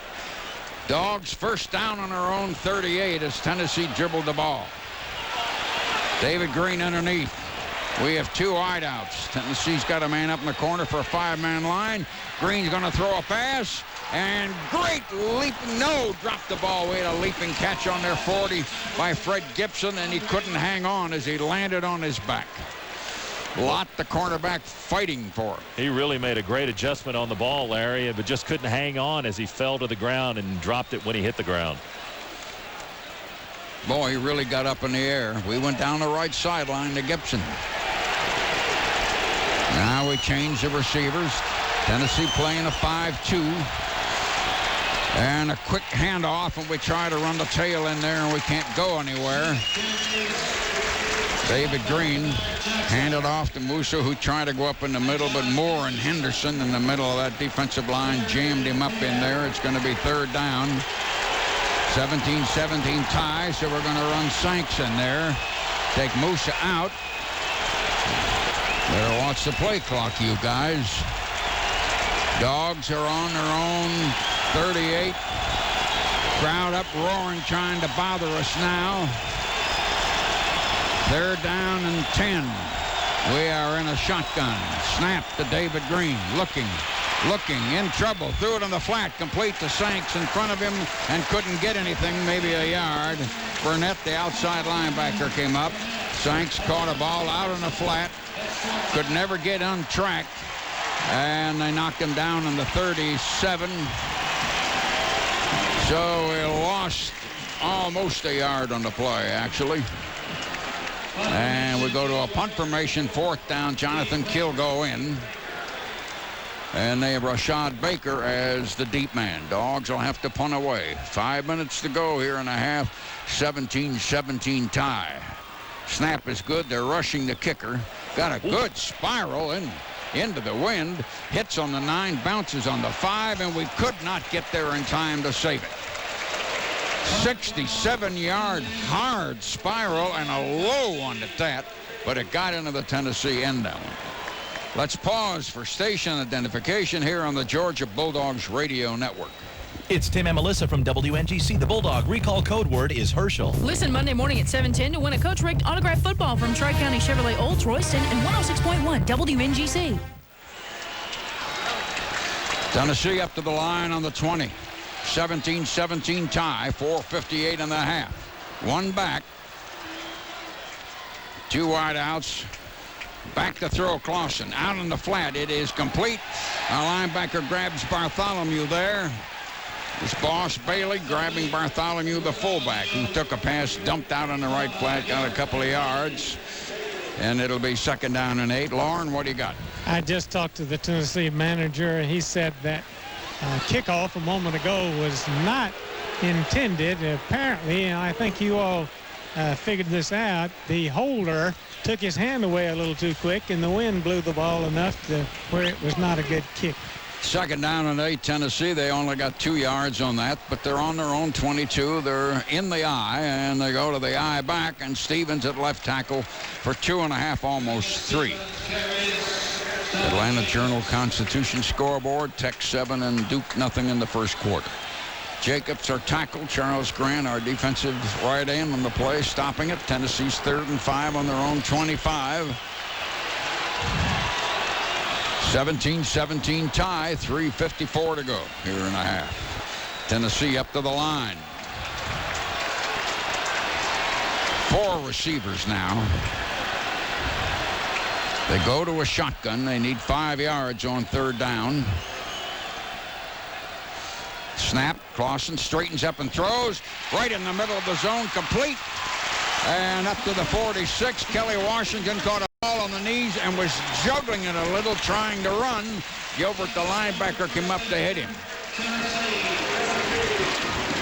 Got it up to the 46-yard line. He was really kind of fighting to keep control of the ball around his knees.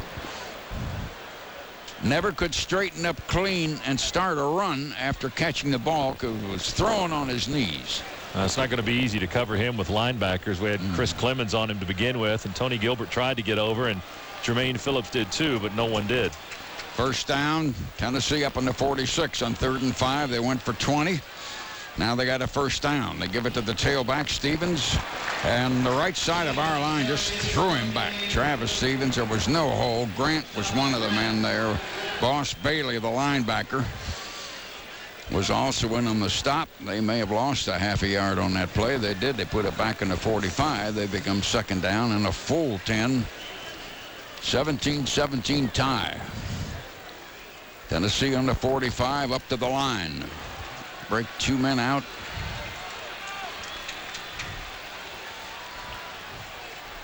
We have virtually a 5-man line because Bailey's up on that left-hand corner. Clausen straightens up, passes on a slant, low and incomplete. Off Leonard Scott's hands on our 45, slanting open from the right receiver spot, but he threw it a little low and hard, and Tennessee becomes 3rd down here. Tie ball game and getting a little late in the half. He really zipped that pass. That's a catchable ball by Scott. He's got to go down and dig that one out, even if it was around the knees. Dogs just put a different defensive lineman in there. Anderson, I think. Tennessee's in a shotgun. 3 wideouts, 3rd down, 10.5 to go. On their own 45, Clausen takes it and retreats, and he whips it down the middle, complete to a man sitting down on our 38, Kelly Washington, who got open. He hit Kelly Washington with a bullet down the middle, and with the Air Force, they are coming down.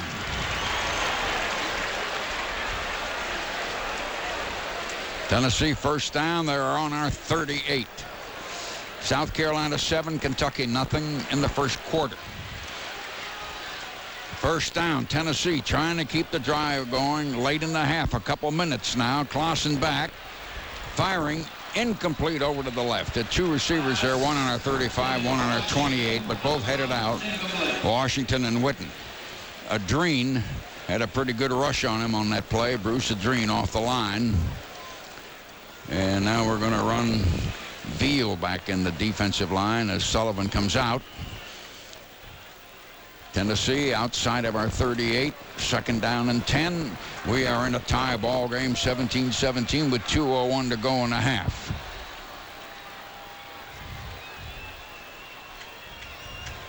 Clausen took his time, and now he drops back to pass again. And throws complete on the 30, and we rolled a block into him to take him down on the 25.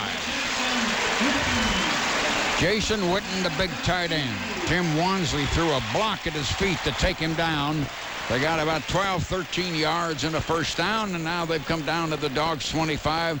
They're in a hurry this time with a no-huddle thing, and they are on our 25.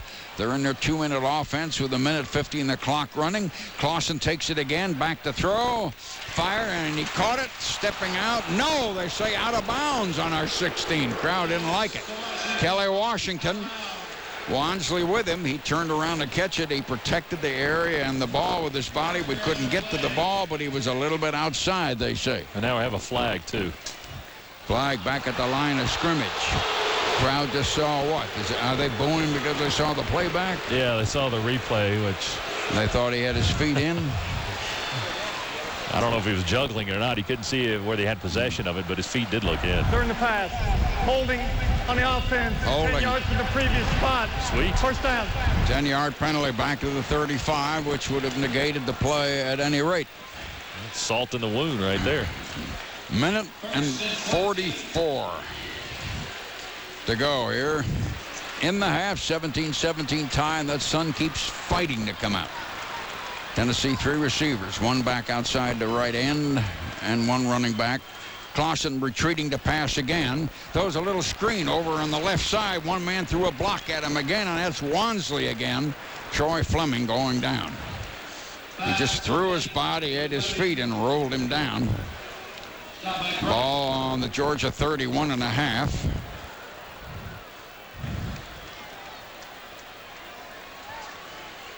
Tennessee 2nd down, about a full 17. Clausen again, quickly back to pass. Out in the right flat, incomplete. Try to throw to Bartholomew, the fullback, wide open on the right flat as he straightened up. They're running a little quick, no-huddle, 2-minute offense. But he missed that receiver, and he was open up behind his line, out to the right side, looking at him, and couldn't get it to him. Tennessee's 3rd down now, 17-17 tie with 73 seconds to go in a half. Tennessee might take time now and go talk to the coaches here. Tie ball game, very, very late. Take a quick SEC timeout here on the Georgia Bulldog Radio Network. It's Nissan's end of summer sell down event. Now, well-qualified buyers can get any new 2001 Nissan Xterra with 3.9 APR financing for 60 months, or a 2001 Nissan Frontier with up to $1,000 in factory-to-dealer incentives. Rush to your participating Atlanta Nissan dealer. Nissan, driven. Take delivery from new dealer stock. Dealer sets actual price and incentive allowance. $18.37 per month per $1,000 borrowed. Down payment may be required. Offers end 10/101.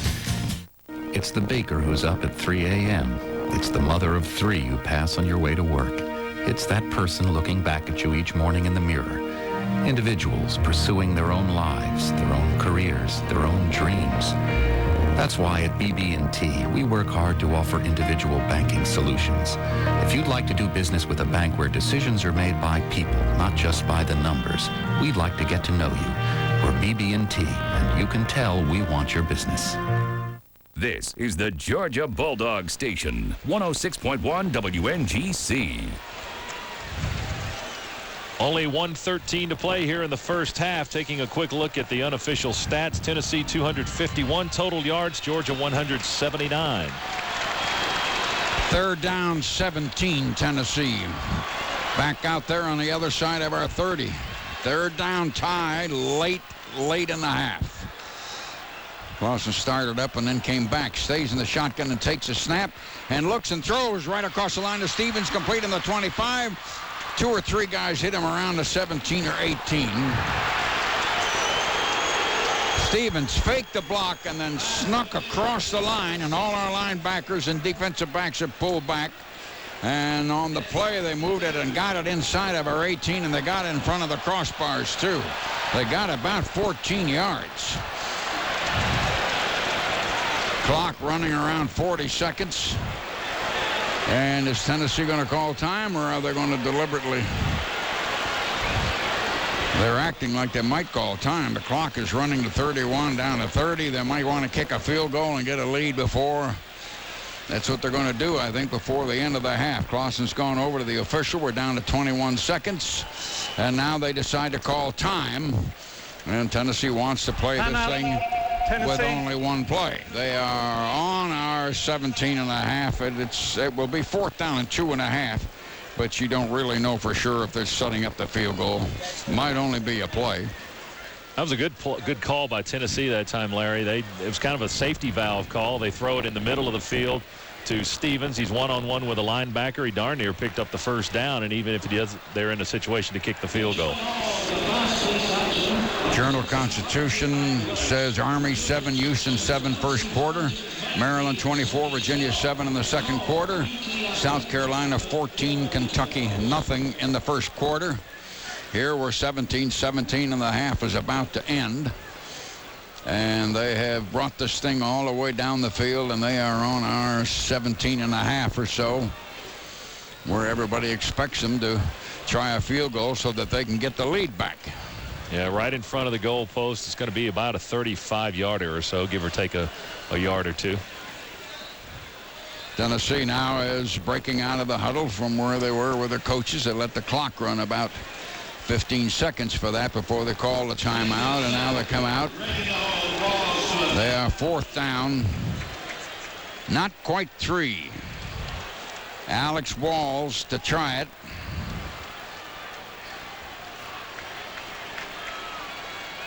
Reagan going to hold it.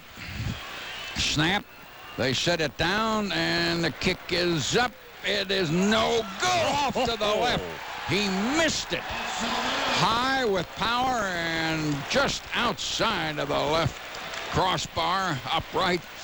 Well, they missed it. He got his foot into it good, but he missed it.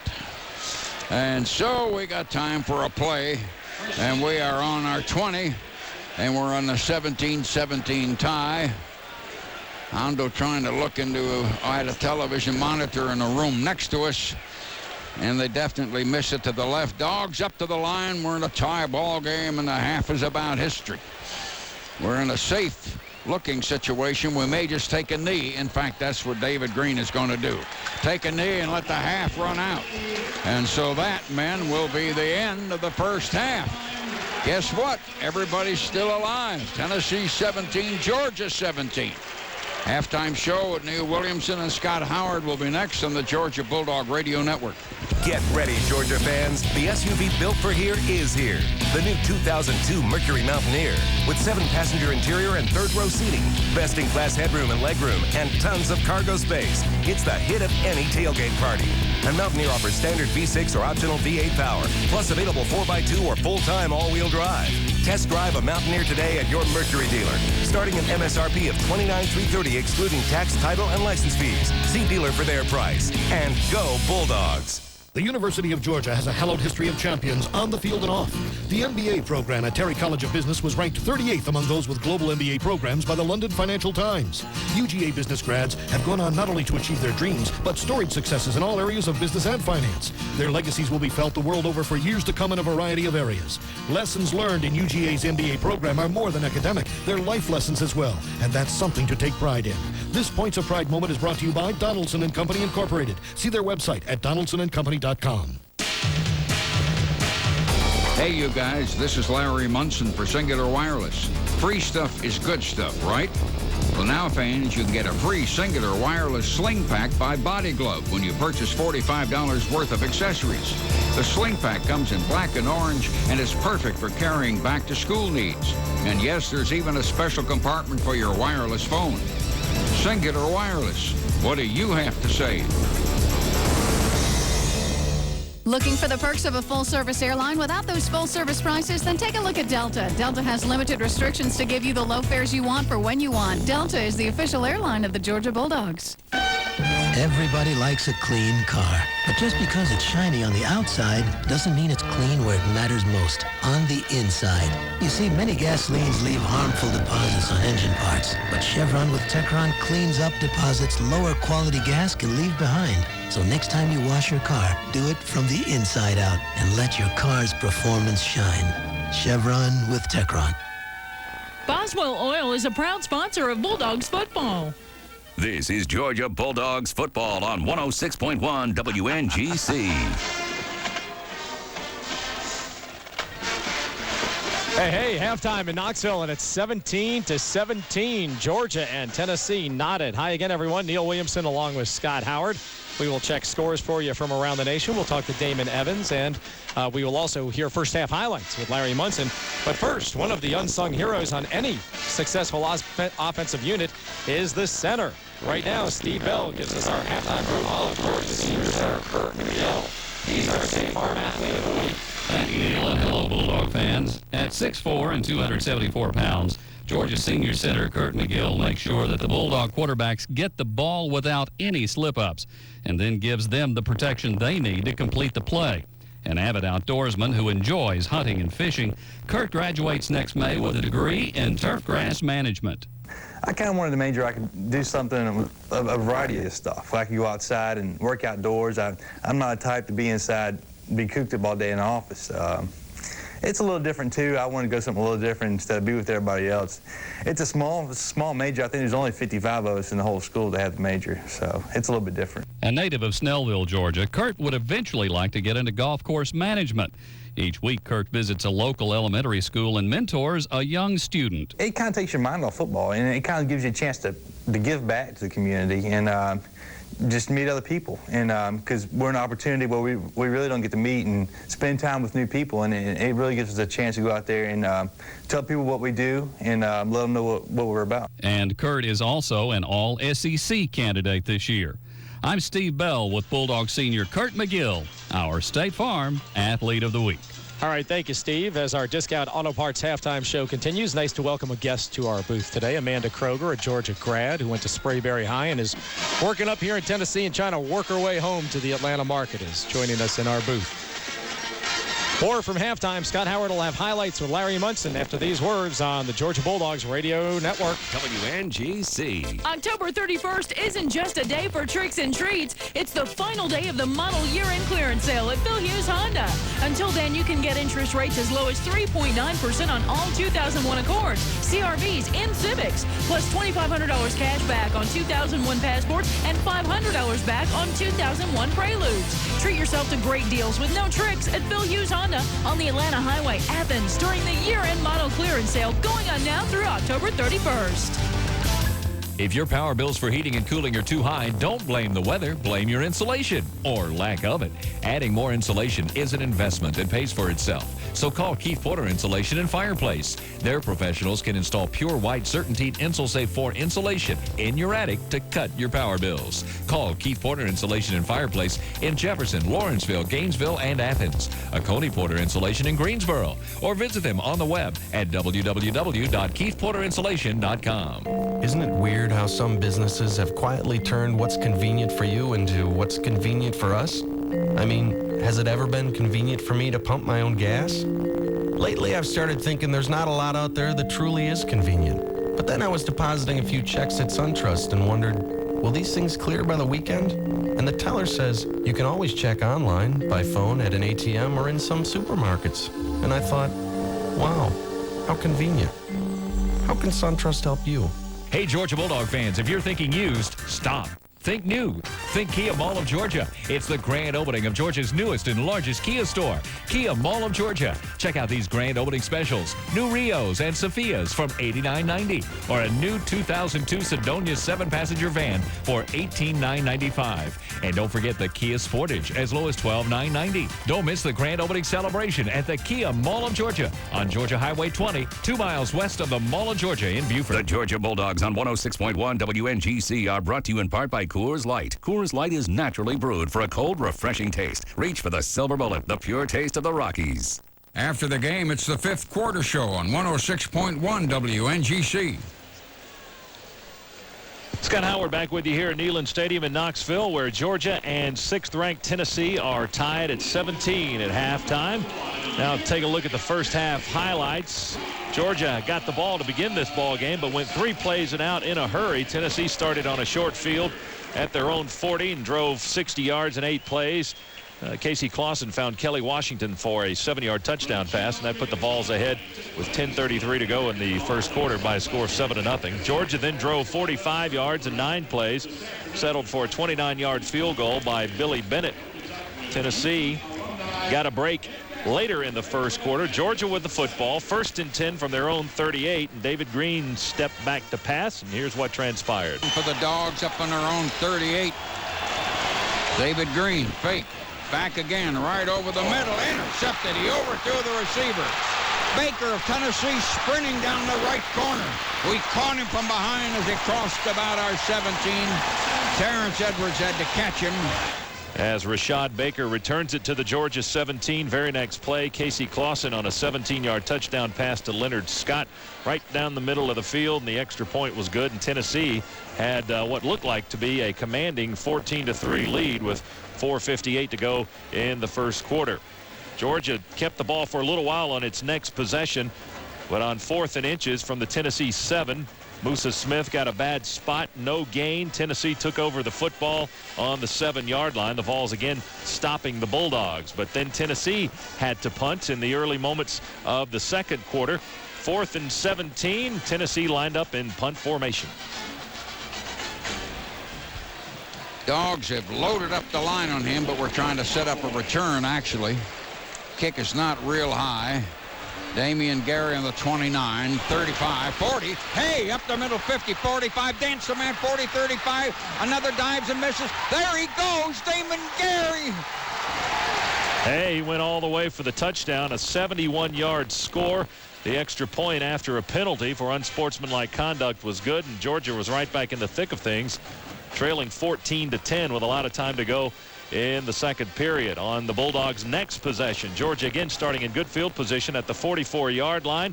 Took 6 plays to go 56 yards, and on 2nd and goal from the 15, David Greene found Fred Gibson on his first career catch as a Bulldog.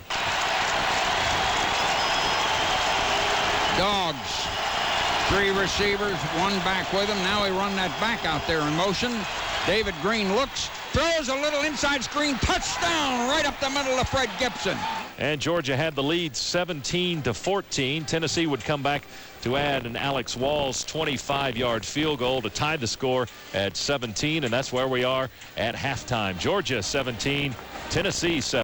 Starting an MSRP of $29,330 excluding tax, title, and license fees. See dealer for their price. And go Bulldogs. Timing of today's game is being provided by Bulova. Bulova watches are available at Rich's. Bulova and Rich's make a great team. Where do engine problems come from? Wear and tear? Bad karma from cutting someone off? Maybe, but there's one cause you've probably overlooked. Gasoline. Because many can leave harmful deposits on engine parts. But Chevron with Techron cleans up deposits lower quality gas can leave behind. So whether it's karma or performance, it's what's inside that counts. Chevron with Techron. Boswell Oil is a proud sponsor of Bulldogs football. This is the Georgia Bulldog Station, 106.1 WNGC.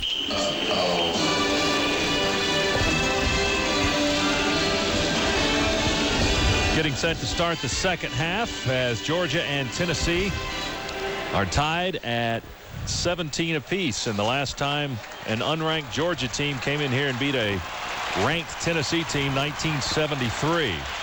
So it hasn't happened very often, but Georgia is certainly in prime position for a solid second half, and we'll see what they can do as the game's second half kickoff presented by Lincoln Mercury and your local Lincoln Mercury dealers, proud sponsors of Georgia football. Travis Stevens, the leading ball carrier in the game, 132 yards on 17 carries. Musa Smith, 9 carries for 30 yards. David Greene, 11 of 19 passing for 135 yards. Casey Clausen, 12 of 18 for 123 yards. A quick look at the numbers now for the second half. Here again, Larry Munsen. Kerouac will be kicking off. 17-17 tie. And he hits the ball. Pretty good kick, slicing left through the end zone and gone. Ball had a hook on it. So Tennessee will bring it out and put it in play on the 20. Lauren, what do you got? Coach Mark Richt told the team as they were getting ready to come back, says, it's time that you grew up and made plays. So you got to make plays to win games like this. You've got to play hard, and you did in the first half. Now play harder. And he did fuss at him, said, I don't want any more celebration penalties. That's just a stupid development on the team's part. Tennessee up to the line. Clausen's underneath. One running back. 2 men wide and a slow receiver in motion. Handoff to the tail, and Tony Gilbert closed the hole as Travis Stevens started at right tackle. They had a small hole, and Tony Gilbert closed it and knocked him down. They may have lost a half a yard or a foot or something, and it'll be second down. Tie ball games. We start the third quarter. We'll see if Georgia's defense can make some adjustments on Travis Stevens as Tennessee has a man limping to the sidelines over there. We'll get a check and see who that is in just a moment. But Stevens running behind that offensive line, Larry, with big wide splits. Their gaps are huge, and that's really spreading out that Georgia defensive line. That was Tennessee's big tight end that limped off, I believe. Tennessee splits 2 men. Clausen stays underneath. Fullback moving in motion, and he fell down. Coming back, Clausen tripped, apparently, I'm guessing, over the guard's foot, and stumbled and went down back near the 15, put it down, let's call it the 16, and Tennessee now becomes 3rd and long. Tennessee 3rd down. They are just barely outside their own 16-yard line. We are in a tie ball game. Georgia goes into a 3-3. No, the linebackers are up, bluffing and feinting in the gaps. Tennessee 3rd down. Clausen going to run a draw, and we hit him right there, and he only got a yard. Stevens tried to run a draw on us while we were in a 3-3 with nobody else up close, and they only got about a yard. Bruce Adrien, the defensive left end, the guy that first hit him. Ball put down on the 17. Tennessee becomes 4th and 13. And the punter will be Dustin Colquitt. He's a freshman. Got a good career in front of him. He's been doing kickoffs today, too. Colquitt gets the snap. Wow, we got close to him. And the ball hits on their 45. Bad kick and bounces back against Tennessee over the 40 to the 38. He did not get a good kick. 22 yards. Tennessee with more or less a shank punt. He didn't get his foot fully in there, and Georgia's got the ball inside the Tennessee 39. Pause for these words on the Georgia Bulldog Radio Network. WNGC. October 31st isn't just a day for tricks and treats. It's the final day of the model year-end clearance sale at Phil Hughes Honda. Until then, you can get interest rates as low as 3.9% on all 2001 Accords, CRVs, and Civics, plus $2,500 cash back on 2001 Passports and $500 back on 2001 Preludes. Treat yourself to great deals with no tricks at Phil Hughes Honda on the Atlanta Highway, Athens, during the year-end model clearance sale going on now through October 31st. Oh, what a hit. We thought you might like to know Ooh, that had to hurt. that St. Mary's Hospital is the official healthcare provider Man, I hope he's double-jointed. for the University of Georgia Athletic Association. Oh, ouch. And let's face it, if we can take care of guys who do this all day, Oh, somebody go tell that kid his name. we can tackle just about anything.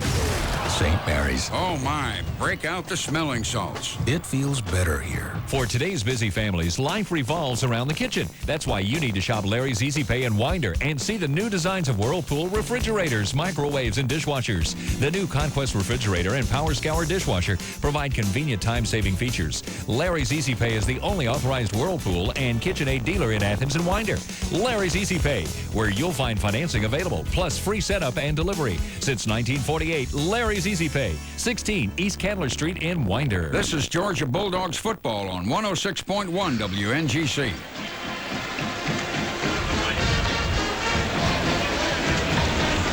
This is a critical juncture in the game for Georgia.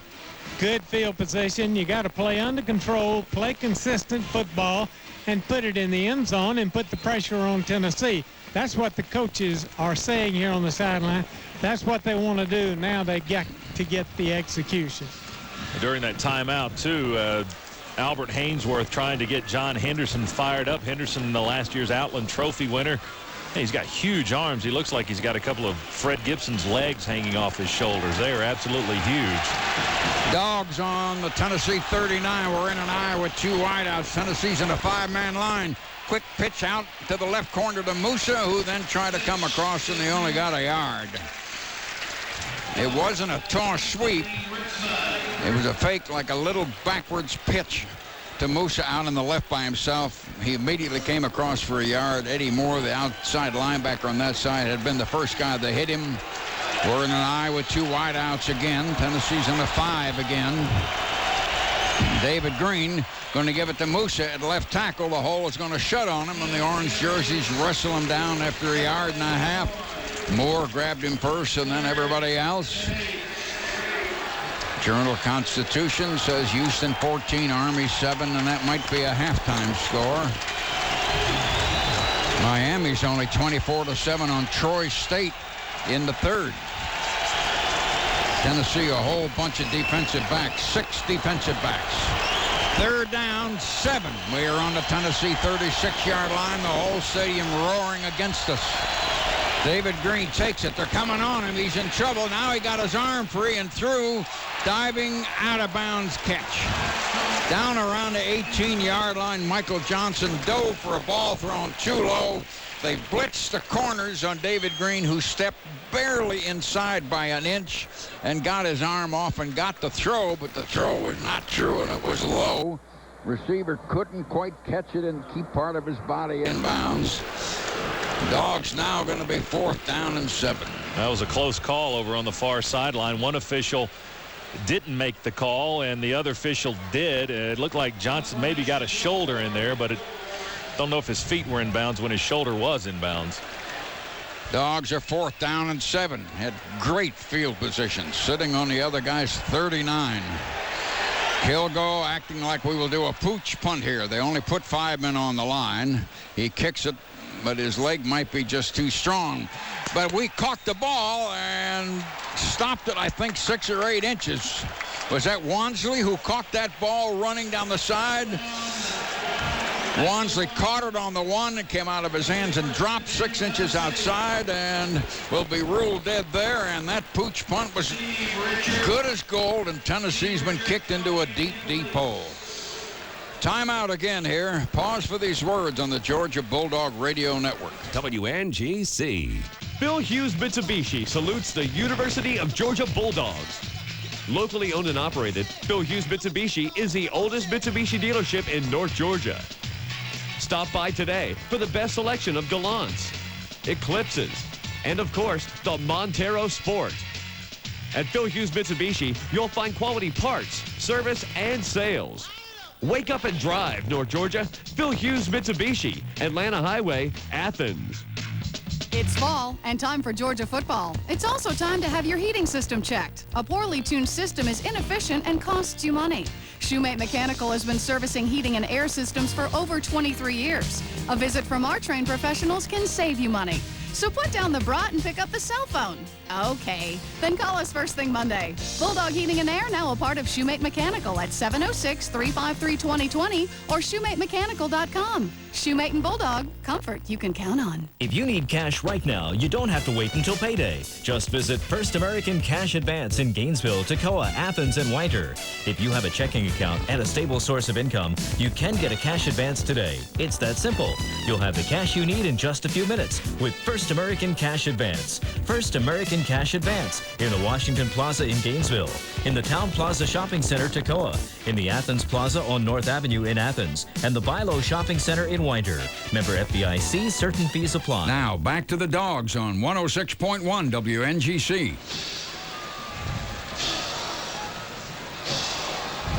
Oh, we're turning into the NFL here with all these stoppages in play. Tennessee and Georgia 17-17, but the Bulldogs have just kicked Tennessee into a deep hole. Tim Wansley making a catch on that little pooch punt by Jonathan Kilgo. He caught it on the fly and then just kind of dropped it as he continued to run on into the end zone, and ball was dead on the 1 yard line. So Georgia's defense with another opportunity here to keep Tennessee pinned back deep.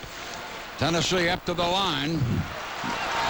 Ball just an inch inside of the one maybe, but the front nose is touching the one. That's how close they are to their own goal line. They're in an eye with one wide receiver, and he sneaks up the middle, give him room for 2 yards.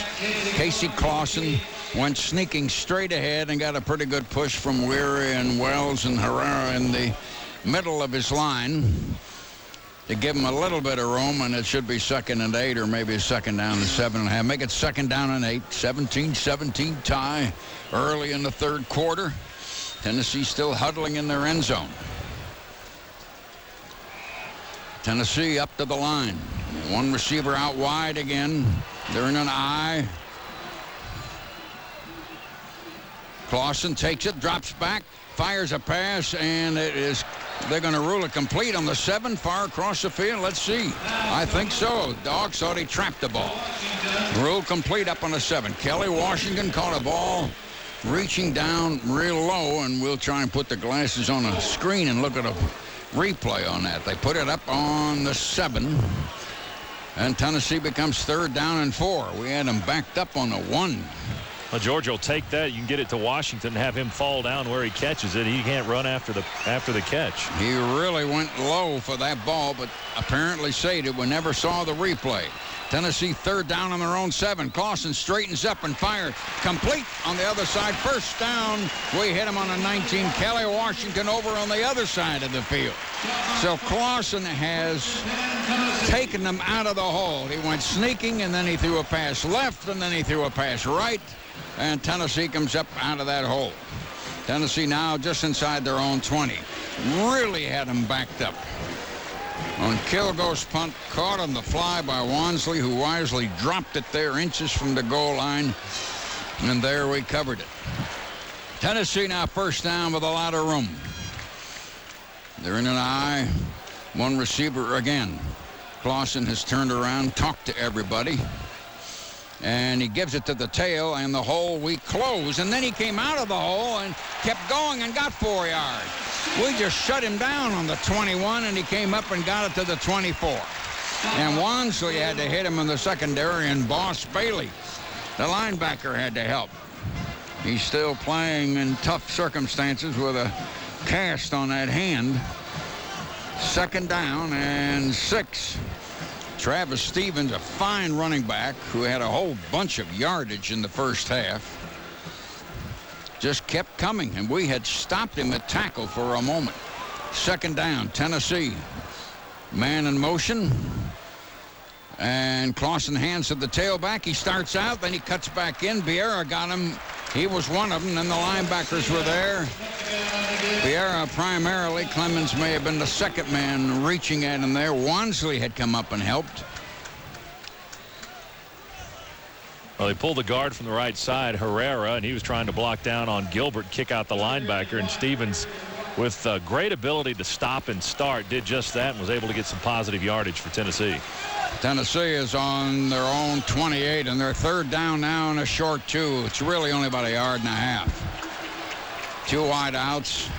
The short one goes in motion. We act like we're rotating our safeties. And they hand it to Stevens, and we hit him, and then we drive him back. He didn't get much. He's going to get a good spot, though. And they brought the guy off the sidelines. Says he only lost a half a yard. David Jacobs, a tackle. Took the play primarily. Grant was helping him. And the ball is on the 28. And Tennessee's going to be 4th down and a short 2. They lost a couple of feet on that play. And Craig Colquitt, Dustin Colquitt will be kicking, the son of Craig Colquitt, by the way, who played here a long time ago and then played in the NFL. Left-footed kicker with a short kick. Bounces on the 43 and bounces sideways in our territory and over in the Tennessee bench around the 39. 32-yard punt. Timeout again here. Pause for these words on the Georgia Bulldog Radio Network. Get ready, Georgia fans. The SUV built for here is here. The new 2002 Mercury Mountaineer with 7-passenger interior and 3rd-row seating, best-in-class headroom and legroom, and tons of cargo space. It's the hit of any tailgate party. And Mountaineer offers standard V6 or optional V8 power, plus available 4x2 or full-time all-wheel drive. Test drive a Mountaineer today at your Mercury dealer, starting an MSRP of $29,330 excluding tax, title, and license fees. See dealer for their price. And go Bulldogs. Georgia football is built on teamwork and dedication, and so is Georgia Power. Every day our teamwork produces reliable, affordable energy for millions of people, and we're dedicated to our responsibility to the environment. In fact, since 1990, we've reduced our total sulfur dioxide emissions by 30% and nitrogen oxide emissions by 20%. So even as the demand for energy grows, so does our dedication to the environment.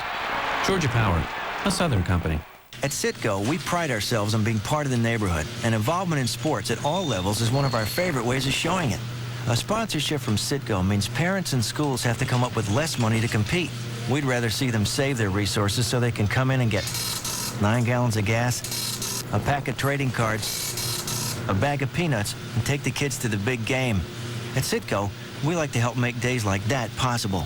That's what being part of the neighborhood means. Citgo, we know you. North Georgia's station for the Dogs on FM 106.1 WNGC. Well, we've had 3 punts already here in the second half as we remain tied. Georgia 17, Tennessee 17. Again, the Bulldogs with good field position, though, to start their next possession. They'll be on their own 39-yard line. Dogs now will break the huddle and come up. Haynes and Musa are the 2 backs at full on the tail. And so we go quickly into Musa, spinning and driving up over the 40 to the 42. Maybe 3 yards. He started from deep behind the line, a good 5 yards. And the offense picked up 2.5 yards exactly. Battle of strong safety. Whiteside, a linebacker on the stop. Dogs are 2nd down, 7.5. We're in an I again. And Greene fakes, dumps it out in the flat. It's complete to Haynes, who tried to pull his leg loose and couldn't. And they got him after about another 2.5 up on our 45-yard line. Stevenson, the linebacker, holding onto his shoe, and Haynes was pulling at his leg trying to get loose. Dogs are 3rd down on their own 45, 3rd and 4.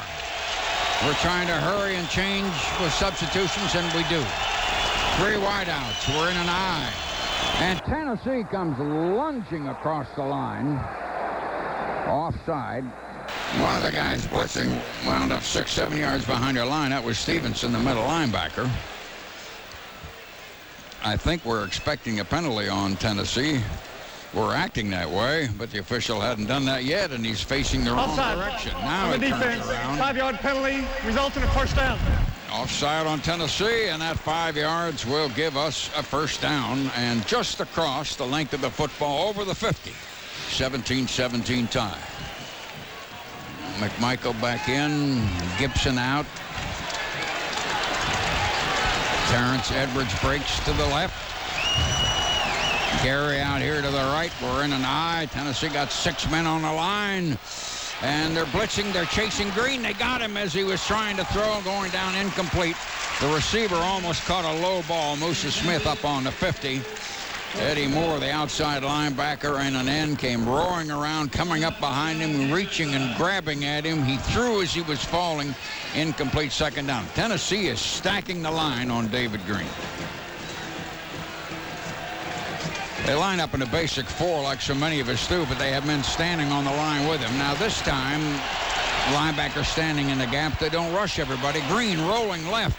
Passing, and will be ruled his foot in bounds, they say. A reaching catch. Terrence Edwards on their 41 for about 8 yards. Terrence Edwards really reaching for a ball. Ball is sitting outside their 41. And now the Dogs will be 3rd down and 2. Not quite 2. 3rd down. Tennessee, 5-man line. Give it to Jasper Sanks. He leaned and fought over the 40 and got the first down. They were holding his ankle. What are they going to do? Spot it back again? They might. He kept pulling his arm and his leg away and fell across a couple feet over the 40. They have brought the ball back and put it on the 40 for the second time today. We may have an amazing spot by an amazing crew of officials. You could see him lunge to get us a first down, and he knew what he was doing. And now they're looking at it. Not a first down, they say. Again, they've spotted bad. Wow. Lauren, what do you got? Well, I was just going to say, now that we're rushing the ball, this would have been more appropriate a little earlier, but David Greene throws well under pressure. About as good as I've ever seen. They have a hard time sacking him, but, boy, they're really trying to put pressure on him now. Dogs now have called time here before 4th down and 2 inches, and we're on their 40. Really had tough luck with the spot because he really lunged to make sure that we got it. But, again, maybe they saw something that I didn't. We have not seen a replay of it here. We'd like to look at it, but I don't know if they're going to put it up on that screen next to us or not. The network is flashing around the country at the moment to other games that are going on. And here we are 4th down, and we are out on the Tennessee 40. We had Tennessee backed up just barely inside of their 1 here about 8 or 10 minutes ago. And they punched it out and got out of there by throwing it out. But we forced them to punt, and now we're trying to come again. Lauren, what do you got? Well, I think the decision is going to be to go for it because it's 4th and 2 inches, Larry. It's not much at all, so that's a good percentage to go for it in that situation. But you're on Tennessee's 40. If you don't make it, then you give them a little advantage. And we're stacked up against the #1 rush defense in the country. They were only averaging 41 yards allowed by opposing offenses on the ground. Georgia right now with only 49 yards rushing today. We need a couple of inches. We are 4th down. No. Kilgo is going to do a pooch punt. 4th down and inches on the 40. Tennessee's not going to rush the kicker. They still think that we're going to do a trick. And so we try to kick it high and short and off to the right side. And we caught it, and we're going to down it on the 1 or the 2 again. Wansley, one of the men down there, he caught it on a bounce. We had 2 guys down there crisscrossing. Jermaine Phillips and Wansley caught it on a bounce. And again, we have done a pooch kick and put them in a hole. Quick SEC timeout here on the Georgia Bulldogs Radio Network. If your power bills for heating and cooling are too high, don't blame the weather, blame your insulation or lack of it. Adding more insulation is an investment that pays for itself. So call Keith Porter Insulation and Fireplace. Their professionals can install pure white CertainTeed InsulSafe 4 insulation in your attic to cut your power bills. Call Keith Porter Insulation and Fireplace in Jefferson, Lawrenceville, Gainesville, and Athens. Coney Porter Insulation in Greensboro. Or visit them on the web at www.keithporterinsulation.com. This is Butch Miller and Jim Foote from Milton Martin Honda in Gainesville. We've just finished our new building and it looks great. You've got that right. Honda has sent us loads of extra inventory just for this grand opening and remodel sale, and we'll take every reasonable offer. So if we can get out of the car what we paid Honda for it, we're selling it. We've always led the pack in sales and customer service, and we intend to keep it that way. Man, you've got that right. And if you think Milton Martin Honda in Gainesville appreciates and wants your business, you got that right. You got that right. Today's best country and all your favorites, plus the Bulldogs on 106.1 WNGC. Tennessee's ball. They are inside their 2-yard line. On about the 1.5. They put a man in motion. They are in an eye. Have one wide out. They give it to the tail, and he bursts up the middle. It took 4 white shirts to hit him on about the 7. Vieira was one of them. Had a linebacker in there. Big defensive lineman Veal was in there. Tennessee got it out. They punched it 5-6 yards solidly out to the 7 by just running Travis Stevens straight up in there. Tennessee second down on their own 7-yard line for the second time today, trying to get it away from their goal line. Clausen puts a man in motion this time, takes it and gives it to the tail again. We hit him right on the line, and again 2 or 3 guys had to do it. As he started in, we stopped him on the line, and then when he tried to lean over to one side, we knocked him way back, but the official has stepped forward. Did he do that? He gave him to the 9. Oh, man. We stopped the play dead. Driving him back, the loss doesn't count, but the ball is brought up close to the 9-yard line. We've got some spotters today, I tell you, and I don't mean Hondo and Payne. Ball on the 8.5, no, not quite the 9. Tennessee third down. They need a full 2.25 yards. 2 wideouts. Man slowly in motion, drifting. One running back, Clausen back to pass. Floating to the right, we're chasing him. He fires. We break it up out around the 17-yard line. Scott reaching for it. Bruce Thornton came in front of him and batted the ball down. Close, lunging, low, hard bullet pass across the line, and Tennessee is 4th down and about 2.5 inside their own 10, and Dustin Coughlin will be kicking. Josh Millard got a great rush, too, on Clausen that time, Larry. Great pressure, forced him to throw it early. Tennessee to punt, and he's in the end zone. And he kicks a low spiral, hits on the 39 in Tennessee territory. They catch it on a bounce. Not a great kick, 42, 43-yard line. And we've still got outstanding field position, a 33-yard punt. Journal-Constitution scoreboard, Tech 17, Duke 10 at the half, or in the second quarter. I don't know if that's right or not.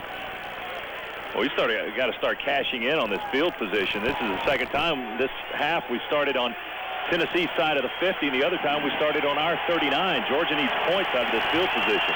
Ball game is tied, you guys. We're in an eye. One receiver on each side. David Greene fakes, back in trouble, trying to run, and then goes down as he squirted forward. Couldn't quite, or maybe barely did, get back to the line of scrimmage. Right side of linebacker, one of many men keeping pressure on him, and it's Greene second down. David Greene got in trouble. They collapsed off both of his arms, and he tried to squirt forward and save the play. Second down and 10. We may have lost about a foot on the play. We're in a shotgun. Greene takes it and looks. Throws inside tunnel screen to Terrence Edwards, but one man who had a blocker grabbed at him, and we only got 2 yards to the 40. Andre Lott. We had a receiver blocking him, but he couldn't hold his block. We ran that little inside screen to Edwards across the line and got it to the 40, and that's all. And now it's third down, 7.5 on the Tennessee 40.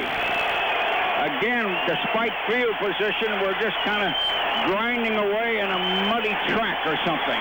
It's not muddy, but it's a funny track. Crowd up roaring against us. Shotgun, slot left. Snap to Greene, back to the 50 to throw, drifting to his left. Fires, and our receiver is down on the ground. Edwards down, a defender with him down on the 13. Double covered also, incomplete. We can't do it. We couldn't get the ball to him. Terrence Edwards was a man he was trying to go to with about a 35-yarder and couldn't do it. And we have again just simply stopped and just spinning our wheels despite outstanding field position. And Kilgore will be punting. Now, we've covered 2 of these so-called pooch kicks and got them down, way down, around their 1 or 2 yard line. We're going to try and do it again, apparently.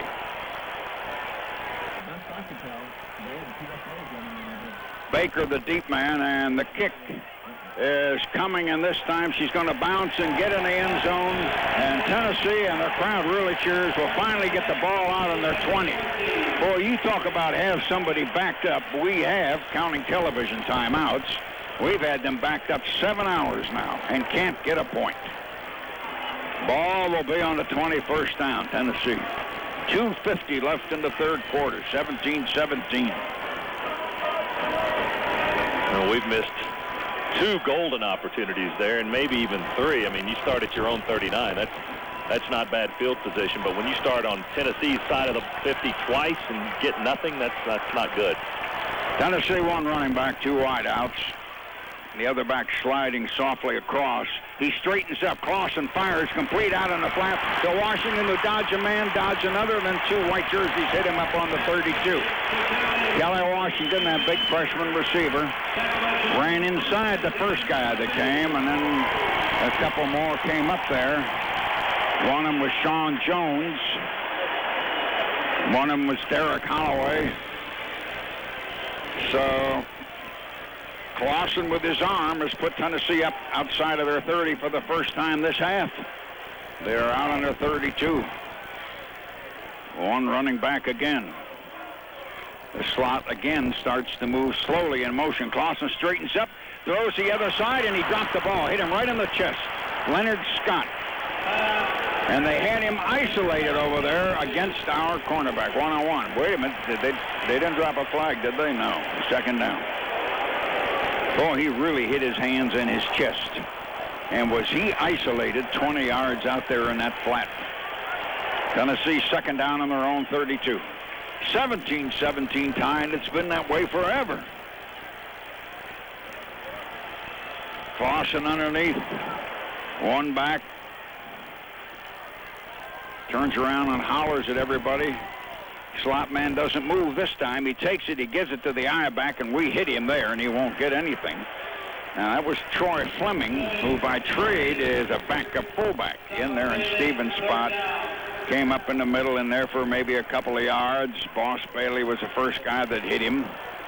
Ball up on the Tennessee 34. This time now when they punt, or if they have to punt, they'll have an opportunity to get us way back down the field. Tennessee hurries to the line.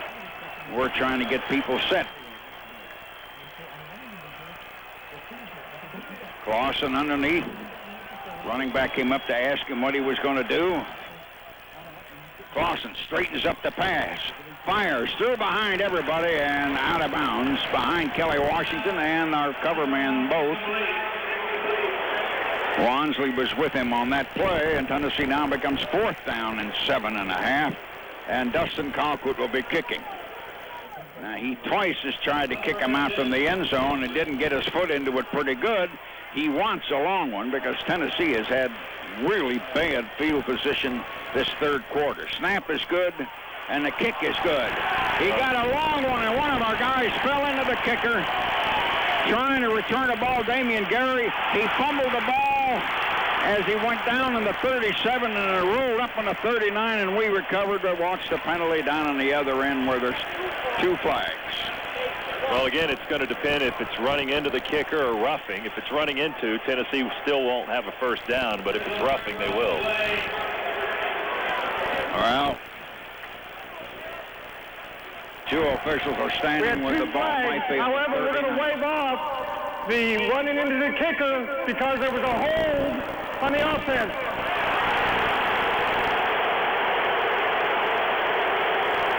Well, he ran into the kicker, but there was a holding at that same moment down there where they were punting. They kicked to us, and we fumbled later. And now they're bringing it all the way back down here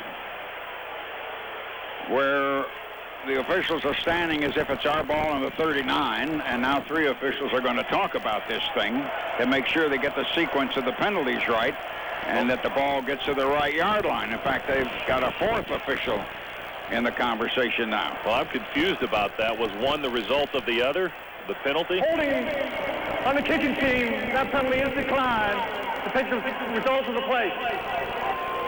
Because usually if you have 2 penalties, you have offsetting, but unless the running into was a result of the hold on Tennessee, I guess that's why they waved it off.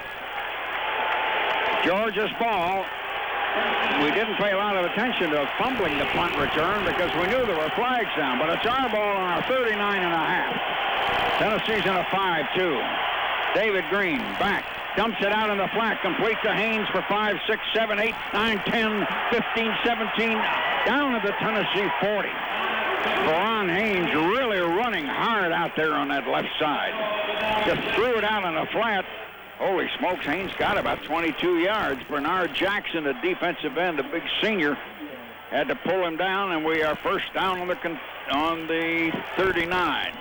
Bernard Jackson from Louisville, Kentucky. First down, and we are on the Tennessee 39. An two wideouts.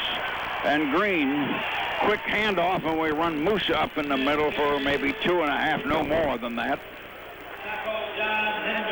Big John Henderson, one of the highest rated defensive tackles in America at the start of the year.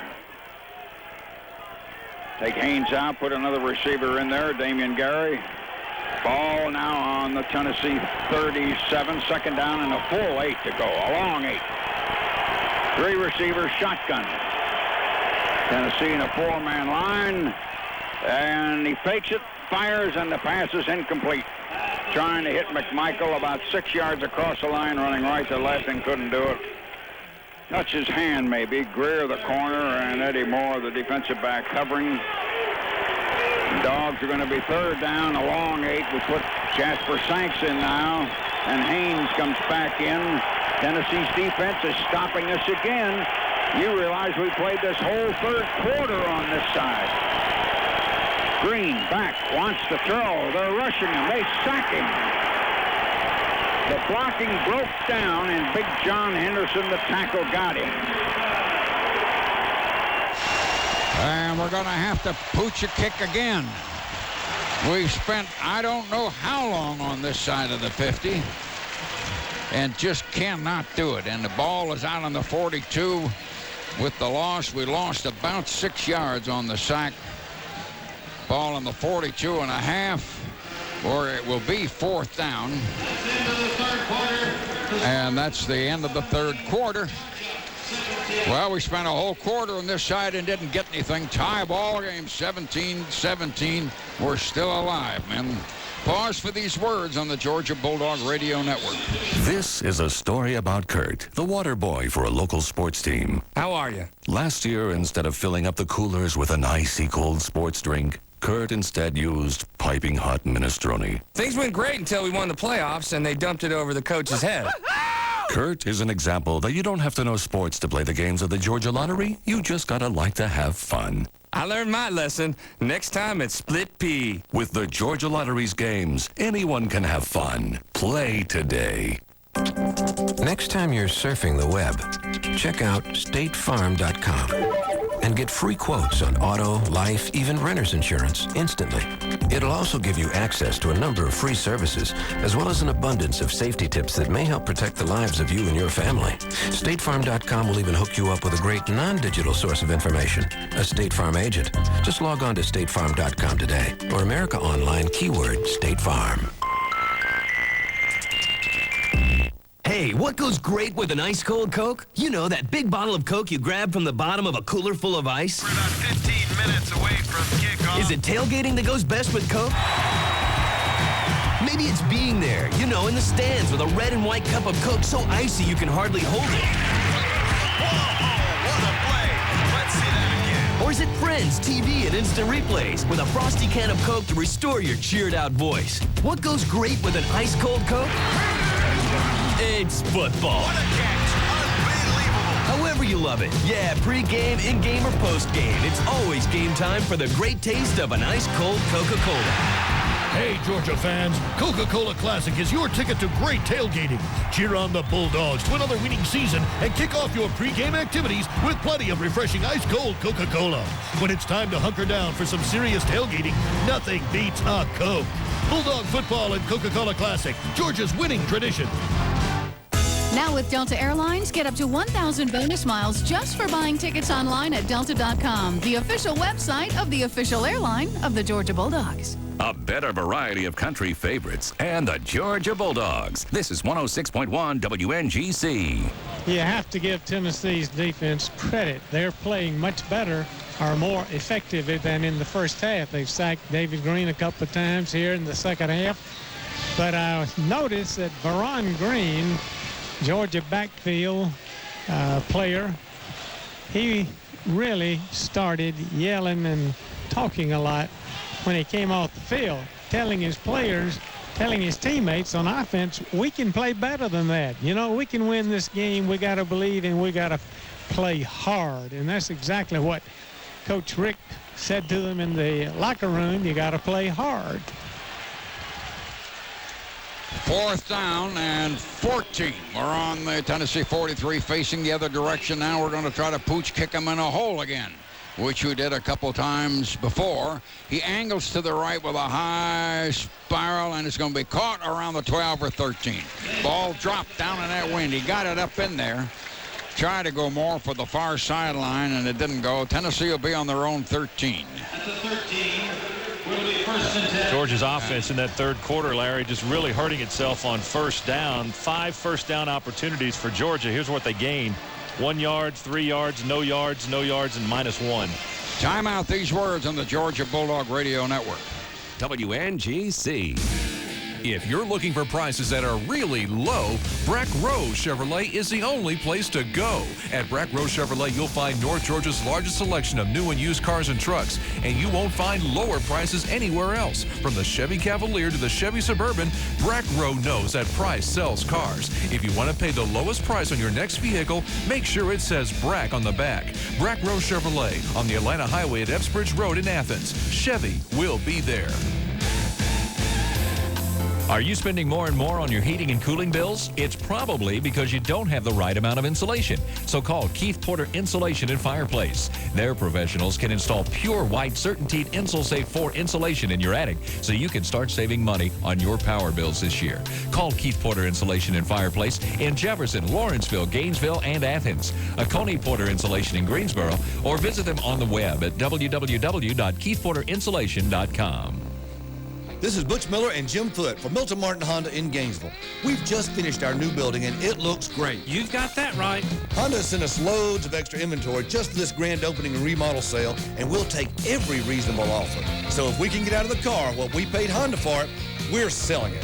We've always led the pack in sales and customer service, and we intend to keep it that way. Man, you've got that right. And if you think Milton Martin Honda in Gainesville appreciates and wants your business, you got that right. You got that right. The official Georgia Bulldog station, 106.1 WNGC.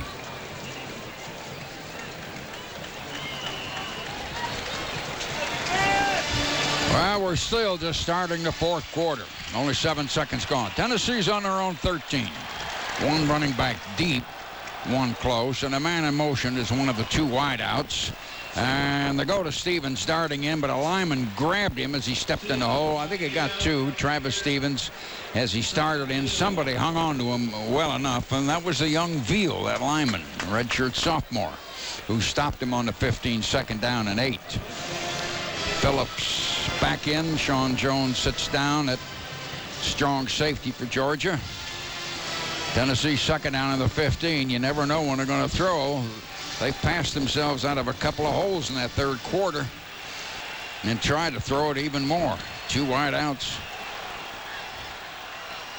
Man stands up, a tight end, starts in motion back and forth. And Clausen fakes, bootlegs left, throws a pass in the flat. We hit him there. He fumbled the ball after he hit the ground, and it rolled up to the 24, but the pass complete up to the 20-yard line. Tim Wansley cracked him. And it was Jason Witten, that tight end, who had been moving in motion. That pass play got him another 5, and they got a third down here and short. Third and about 3. South Carolina's 28-0 on Kentucky in the third. Indiana 26-0 over Wisconsin. That's a surprise. Tennessee on their own 20. Football a little bit across the 20. Need to get to the 23. Third down. Clausen looks. He's got 3 receivers. Now he's sprinting out here to the right to throw that way. He's coming wide. He's going to run for the first down. He stepped out. Somebody continued, and I'm afraid landed on him after he came out of bounds. He came right out running to reach for a first down on the 23, and the tackler came across and continued on in him and hit, and that hurt. He was going to make the first down anyway, just barely. That'll put him up around the 40 after the personal foul on Georgia. For the first time in this whole half, Tennessee is going to really have field position. They haven't had it. We've had it. A dead ball. Personal foul as somebody continued over and piled on him when he was way out of bounds. Tennessee now first down up on their own 39. I keep waiting for them to strike deep. Tennessee first down. They're 61 yards away from it. We're still tied 17-17. They're in an eye with 3 wideouts. Clausen takes his time, comes back, he hands to Stevens, who stumbles in through the hole and goes down about the 43. He got about 4 yards. He was off balance. Grant bumped him some, Jacobs. And he got it up to the 43, second down. We're in the fourth quarter. We're tied 17-17. Neither offense able to generate a whole lot here in the second half, as Georgia had just 37 total yards of offense in the third quarter. Tennessee had just 49, but the Vols trying to move here in the fourth quarter. Tennessee wide 2-man slot left now, 1 man out to the right. And now he comes in and lines up to unbalance the line. Clausen's looking at everybody, gives it to the tailback, who's trying to struggle through, and he did. Stevens has got 10, 15, he's got 20, he's got 25, 30, 35 yards. We finally caught him from behind. Flag down now. 2 of them back out near midfield. He broke through. We jammed that hold up, and he slithered off the left side of it and then went straight ahead. Wansley Vieira had to catch him and pull him down. Tennessee has retreated already almost instantly back out. 1 flag's on the 45, 1's on the 48. And the penalty's going to be on Tennessee. They took a 35-yard run away from Travis Stevens. Boy, he is one sweet runner. But like I say, I saw a couple of the games on the offense on the cable this fall, and he is a great runner. I watched him all fall. The holding penalty will chop him back 10. Technically, it's like a 45-yard loss. 2nd and 7. Tennessee second down. 2nd down and 7. As the ball went back to their 42. They're in a shotgun now with 4 receivers. So we're in a spaced 3-man line. Clausen dropping back. Clausen dumps it right across the line, and we tackle him on the 49. Tony Gilbert got Troy Fleming, who is a backup fullback or running back, who sneaked across the line after blocking and got them a first down in time. They got the 7 yards. Tennessee up on the 49. 17-17 tie, 11:50. Man, we had no offense in that third quarter and had every opportunity. 4 wideouts. Shotgun. Clausen standing back, got a back with him. Stops the throw. Fires complete. We hit him on the 45. Got 6 yards. Bobby Graham, the wide receiver, and the Dogs hit him right away. Tony Gilbert, the first guy that hit him. Tennessee's moving. Clausen throwing, and the Vols act like they might be coming down the field. And keep in mind, they just had a long run called back on them. Tennessee on the Georgia 45, second down, about 4. Corey Larkins is the running back in with him now. He goes back into a shotgun. 4 wideouts. Gives it to Corey Larkins. A hole. He cuts back in the middle, but Tony Gilbert closed the hole again and yanks him down. But he's close to a first down. He needed 4. I think he got 3. to the Georgia 42. It's on the 42.5. Tennessee is third down. They need about 1.5 yards. 17-17 tie. It's been that way forever. If you go by your wristwatch or the time elapsed, that tie score has been that way forever. And for a while in the second quarter, we led 17-14. Tennessee splits 2 men left, 1 man right. They are in an eye. They only need 1.5 yards. Clausen takes it, gives it to the tail, who ran into manpower but leaned over and went down, first down in the 40. Got 2.5. Stevens didn't find the hole, wanted to look more, and then everybody was on him. Chris Clemens on the bottom of the pile, a linebacker. Grant the end on the 40. First down. Tennessee driving. This is the first drive by either team in the whole half. It's still 17-17 as it was at the half. This is old offensive lineman style football with Philip Fulmer over there as the head coach. Just line it up and grind it out. Run, run, run. That's what Tennessee's doing here in the second half. Slot right, 1 man left. Back to pass. Clausen, he pump fakes. Now he's going to run. 1 man misses him. Another's chasing him. Now he throws deliberately and downs it. Just threw it over a bench. Flag down. Let's catch the call. Let's see what the call is. Is it a face mask? I'm guessing at that. No, he's got a procedure penalty on Tennessee. Baylor 7, Texas A&M 3 in the second quarter. Colorado 13, Kansas State nothing in the third quarter on the Atlanta Journal-Constitution scoreboard. Now we're explaining our option to the Dogs. Do they want it to be 2nd and 10 or 1st and 15? Illegal formation on the offense. Only 6 men on the line of scrimmage. 5 yards. Replay first down. Tennessee penalized 5 yards. Back to the 45. They're in Georgia territory. They are first down and 15. We had all the field position in that third quarter. Got nothing out of it. Didn't even get close. 3 wideouts in an eye. Tennessee first down on the 45. Clausen. Hands off to the tail. Got a little hold of the tailback where he hit him and knocked him down. Had a hold at right tackle. And Travis Stevens, Wansley and Gilbert flipping him.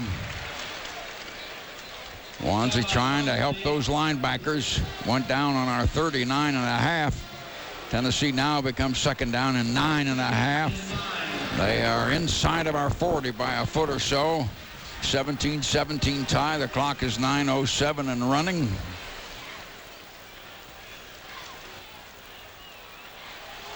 Tennessee up to the line. 2 receivers. Clausen underneath. Tight end drifting in motion. Back to pass. Clausen out here in the flat. Threw it too high. Incomplete. To Travis Stevens. Open out on the right flat where you can isolate him with somebody. And now we will have a large third down here. 17-17 tie. Keep in mind, Tennessee has missed a field goal. Third down, 9.5. Dogs going to run Dontra Clements in there at the corner and take Sullivan out at the tackle. Tennessee 4 wideouts. The running back shifts over behind the left tackle, and then Clausen, the quarterback, comes back and goes into a shotgun.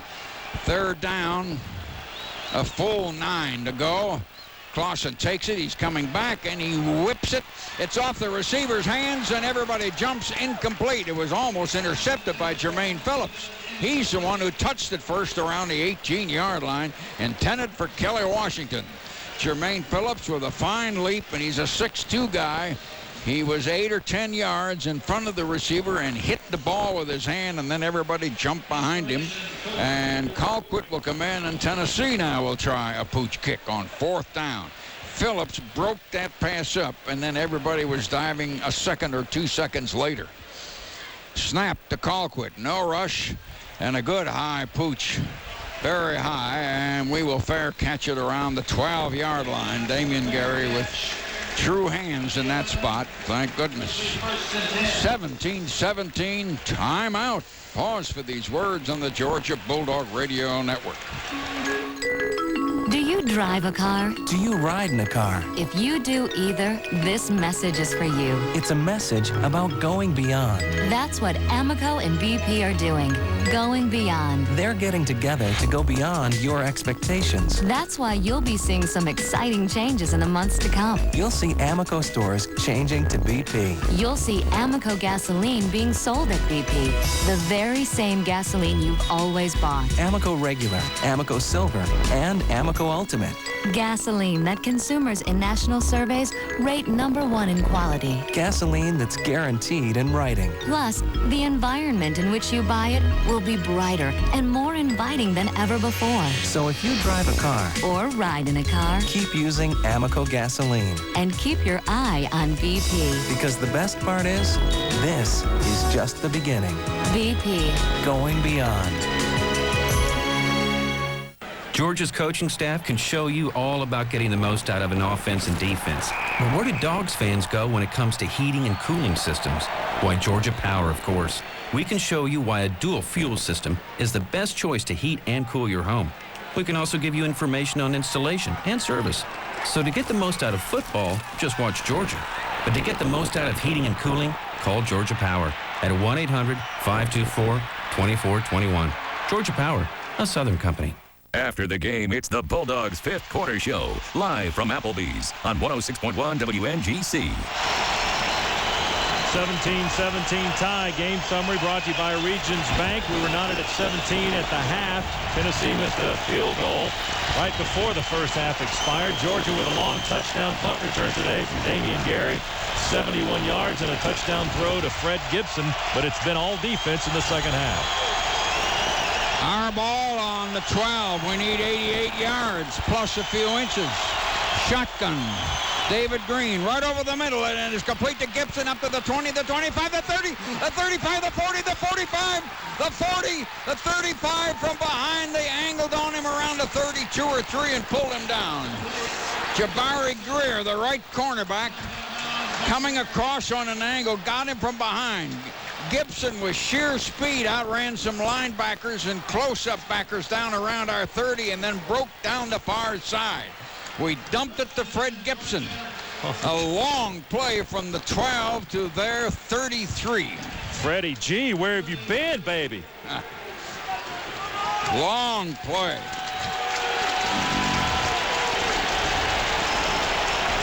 A 55-yard play with Gibson. First down on the Tennessee 33. Shotgun. Handed to Sanks. He's got a block.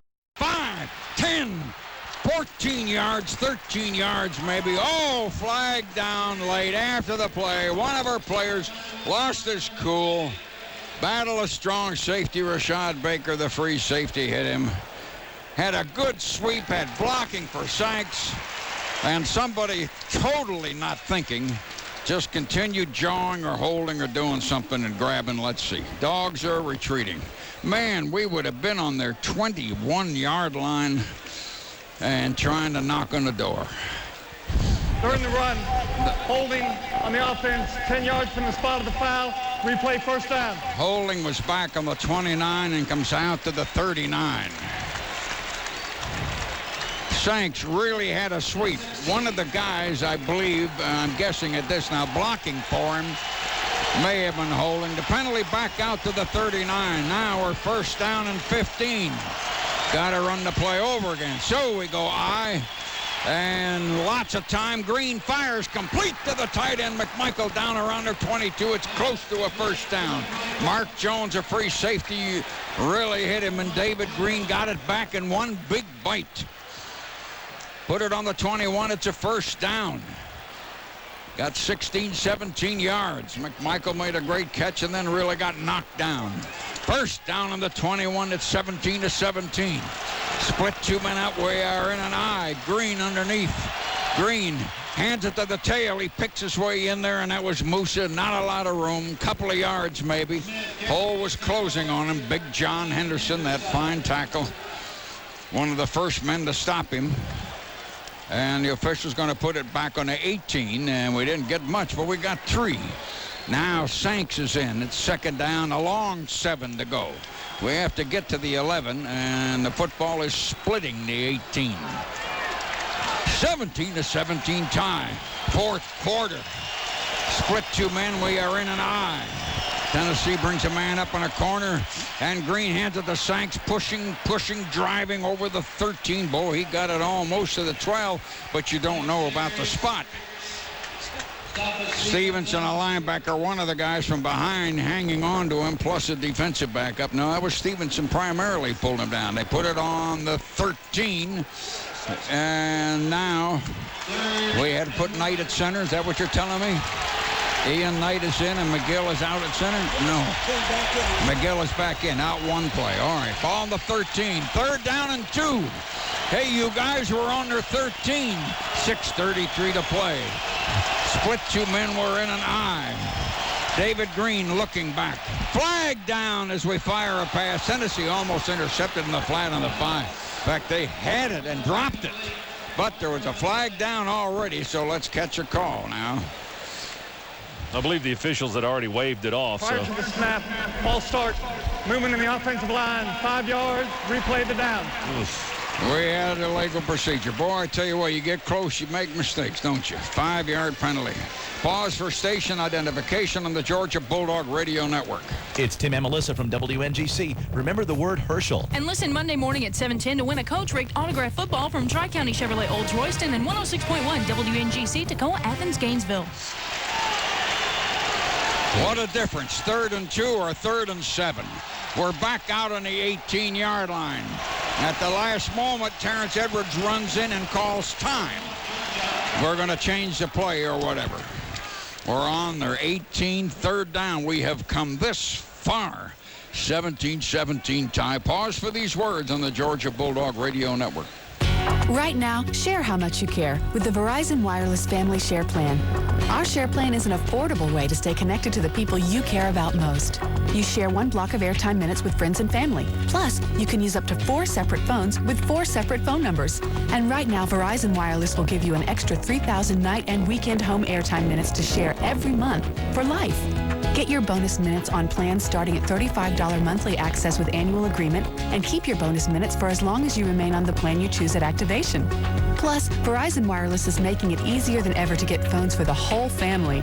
Just buy a Nokia 5185 iPhone for $29.99 and get up to 3 more free. That's right, buy 1 and get 3 free, each with annual agreement. So bring yourself or the whole family into a Verizon Wireless store today or call 1-800-2-JOIN-IN. Verizon Wireless. Join in. Limited time offers. Credit approval, activation fee, and early termination fees apply on each line of service. Other charges and restrictions apply. This fall, being close to family and friends takes on a whole new meaning. From baseball games and tailgate parties to home-cooked meals or just snuggling on the couch listening to the game as a warm fire crackles in the fireplace. As you gather close to those you love, the dedicated employees of Atlanta Gas Light Company offer you our promise to be there to make sure clean natural gas flows across Georgia. Atlanta Gas Light Company, making sure the gas is always on. Find out more about clean, efficient natural gas appliances for your home at AtlantaGasLight.com. North Georgia Station for the Dogs, 106.1 WNGC. Big 3rd down play, perhaps the biggest play of the game coming up for Georgia right here. Dogs up to the line. McGill over the ball. David Greene behind him looking. Greene takes it. Toss sweep. Musa coming outside. Knocked down by a block around the 14. Somebody rolled at his feet. And we didn't get the 7. I think we got 5 yards maybe. Rashad Baker, the free safety, threw a block head on into him. In fact, they're going to spot her back to the 13.5. And this means 4th down, 2.5. And at this moment, this is one of the biggest field goals of this season. And we had some mighty big ones with South Carolina, remember. Kilgo going to hold. Hogan's going to snap. Billy Bennett going to try a field goal from their 21. Snap, put it down. Bennett puts it up in the air, and it looks all right from here. It's good. Bennett sticks it in, and now you're ahead again by 3 points as we were through part of that second quarter. It's 20-17 with 5:44 to play, and of course that's like 7 hours. And I think they've also called another timeout in here. Scott, we got any interesting yardage-looking stuff? Does Tennessee have an awful lot of yards, passing or rushing both? They're pretty even, actually. Clausen unofficially 18 out of 29 for 171 yards, 2 touchdowns.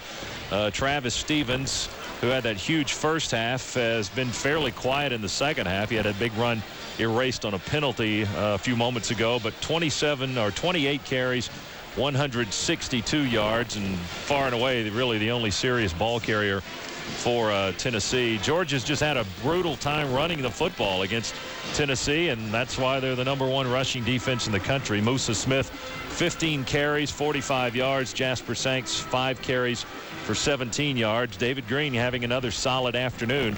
Is 17 out of 29 for 244 yards unofficially, with a touchdown and 1 interception.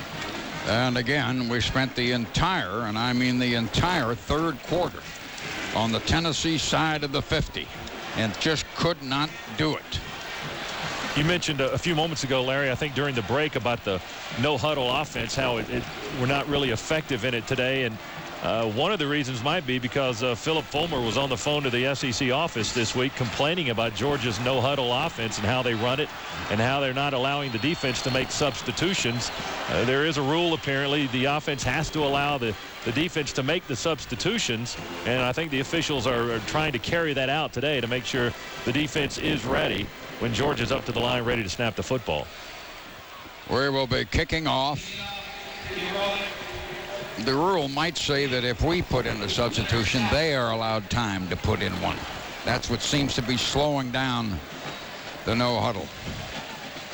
It was really slowed down a lot last week with Arkansas. Well, 20-17. Guess who's got the 20? Kerouac will be kicking off. Dogs kick to Tennessee. Long ball. It is going to 5-6 yards and then bounce through the end zone. Almost hit Uga down in that one corner. Now, Tennessee will put it in play out here on the 20 and be first down. I keep waiting for them, you guys, to suddenly go for Kelly Washington deep. 20-17. Georgia leads, 5:39 to go.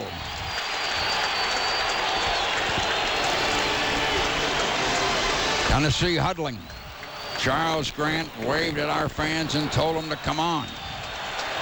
We're in a 4-man front. Clausen puts the tight end slowly in motion, then puts him back toward the slot. Clausen retreating to pass. Little screen over on the left side. Complete to the running back, but we hit him. Wansley hit him first. Travis Stevens. And Pollock hit him second over there.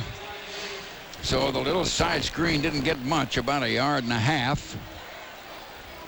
And it will be second down. 20-17, Georgia leading Tennessee. Hey, you guys, you've taken them all the way into the fourth quarter. Second down. Grant again telling Georgia fans to come up and make noise. Tennessee with Clausen underneath. Stevens, that great running back line deep behind him, about 6 yards. Second down. Clausen back to throw. Now he decides to run. We're coming on him, and we get him around the 25. Pollock may have hit him first from behind, yanking at him. Grant was second. He ran a keeper because he couldn't find what he wanted and shot straight ahead. And he got about 5. He got it across the 25. It's going to be third down now and 4. Tennessee up on their own 26-yard line. Third down, about 4. Bartholomew, the fullback, over behind the tackle. Stevens lined up behind the quarterback, and the quarterback is underneath. Now Clausen is waving his hands at his receivers, telling them something else. He's got 3 men out. He drops back to pass. Whips one across the line, complete, and we hit him first down on the 33. Tony Gilbert hit Bobby Graham, the wide receiver. Took a real quick shot, about a 7-yarder or so, and Tennessee gets a first down there. 4:02 to go. It's 20-17. The Dogs lead. Tennessee in their own stadium and trying to come down. Now the clock has ticked and gone under 4 minutes. Tennessee up to the line. 2 wideouts. Dogs with a corner up, almost a linebacker up, almost like a 5-man line. They give it to the tail. He starts in, and he's pushing, and we'll push back from the 36, shove him back. Got a couple of yards. Travis Stevens, the whole middle of the line in there. Gaithers, Millard, Sullivan, Jacobs. He pushed forward a couple of yards and then got pushed back.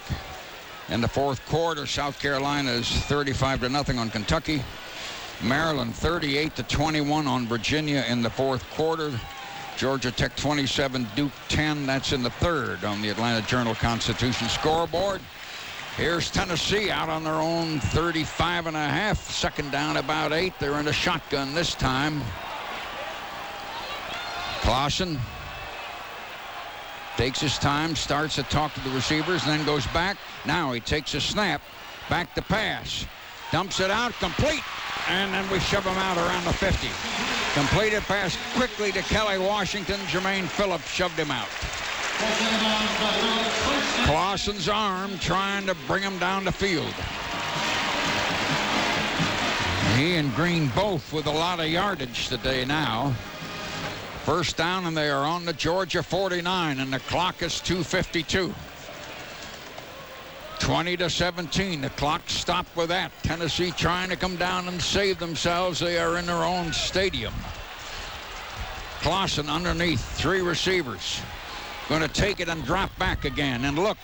And going to run because he's open. Flag down as we pull him down in the 44. Chris Clemens, the young linebacker, and Tony Gilbert. And let's catch the call. We got a holding penalty on Tennessee. Wow, they've been holding all day. You could throw on every play just about. They were on our 49 first down, and now there'll be a holding penalty on them. And the clock is at 2:45. Well, that was so obvious. Ken Veal was trying to reach out and grab Clausen as he ran to the hole. On the offense, 10-yard penalty, replay first down. And 2 Tennessee linemen were just yanking him back. I'm glad the side judge finally threw that since the guys on the inside didn't throw it. The penalty from the line of scrimmage was only 8 yards as it comes back to the 43-yard line, but on the Tennessee side of the 50. Tennessee now is first down and about 18. They are back on the 43. 3 wideouts. Clausen retreating to pass. A man coming on him, and his pass is incomplete because we had a rush on him. Bruce Adrien really coming in and left the quarterback sitting on the ground. Then for Bobby Graham, the wide receiver. Clock stopped at 2:26. Dogs lead 20-17. Tennessee's ball. They are on their own 43. Second down. Tennessee's big center, Scott Wells, gets over the ball. They're in a shotgun this time with 4 receivers. Clausen waiting on second down. Takes a snap and drops back. Looking, got a lot of time, throws, complete. We hit him, the ball pops out, incomplete, the ruling on around our 42-yard line. Kelly Washington up high. Tim Wansley may have been the first guy that hit him. Ball just popped out of his arms, and he got up in the air for it. Wansley really hit him.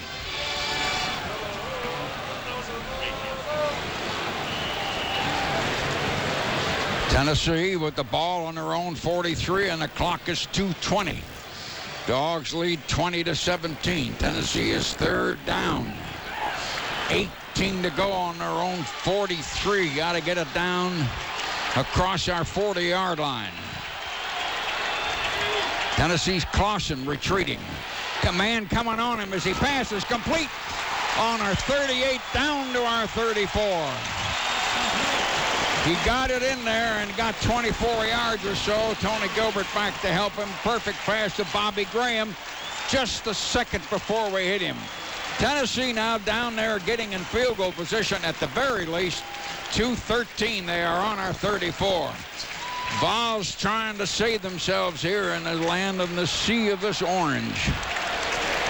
Clausen said something to the fullback who left the field but came back and lines up. He was supposed to stay on. 3 receivers. Clausen back to pass again. firing. Intercepted Jermaine Phillips on the 27, up over the 30 and into our sidelines, and our guys are mobbing him. Intended for Travis Stevens. He threw it behind him. Jermaine Phillips, with 1:53, has saved the pass with an interception. Jermaine Phillips, I don't even remember the yard line now, but he got it out to the 33. I think on the 27, we are on our own 33. We've got the ball. Oh, my God, you guys, blocked now. We are on our 33. 20-17, and Georgia leading in Knoxville. Kurt McGill up to the ball. We're in an eye with a slot right. Tennessee's in a 5-2. David Greene hands it to the full, and Musa straight ahead, only a couple of yards, at the most 2.5. Dominique Stevenson hit him. Tennessee may stop the clock after every play. There's 105 seconds now, and they put the ball down in the 36. We got, what, 2? They haven't told us yet. Tennessee, that's their first time out. 2.5. Tennessee stopped the clock. The clock is 1:45.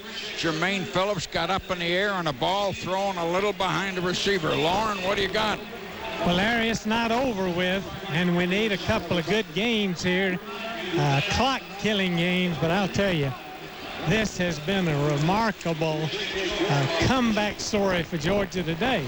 But Jermaine Phillips, he was mobbed about as much as anybody could be mobbed when he came off the field, coaches included, and I'm sure he'll get a lot of hugs from Willie Martinez in the locker room after the game.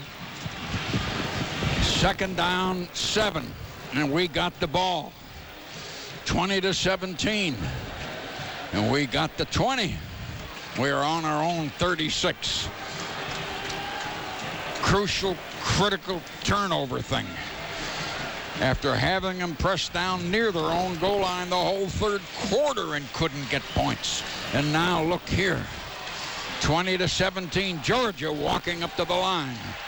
Split 2 men out, 1 running back.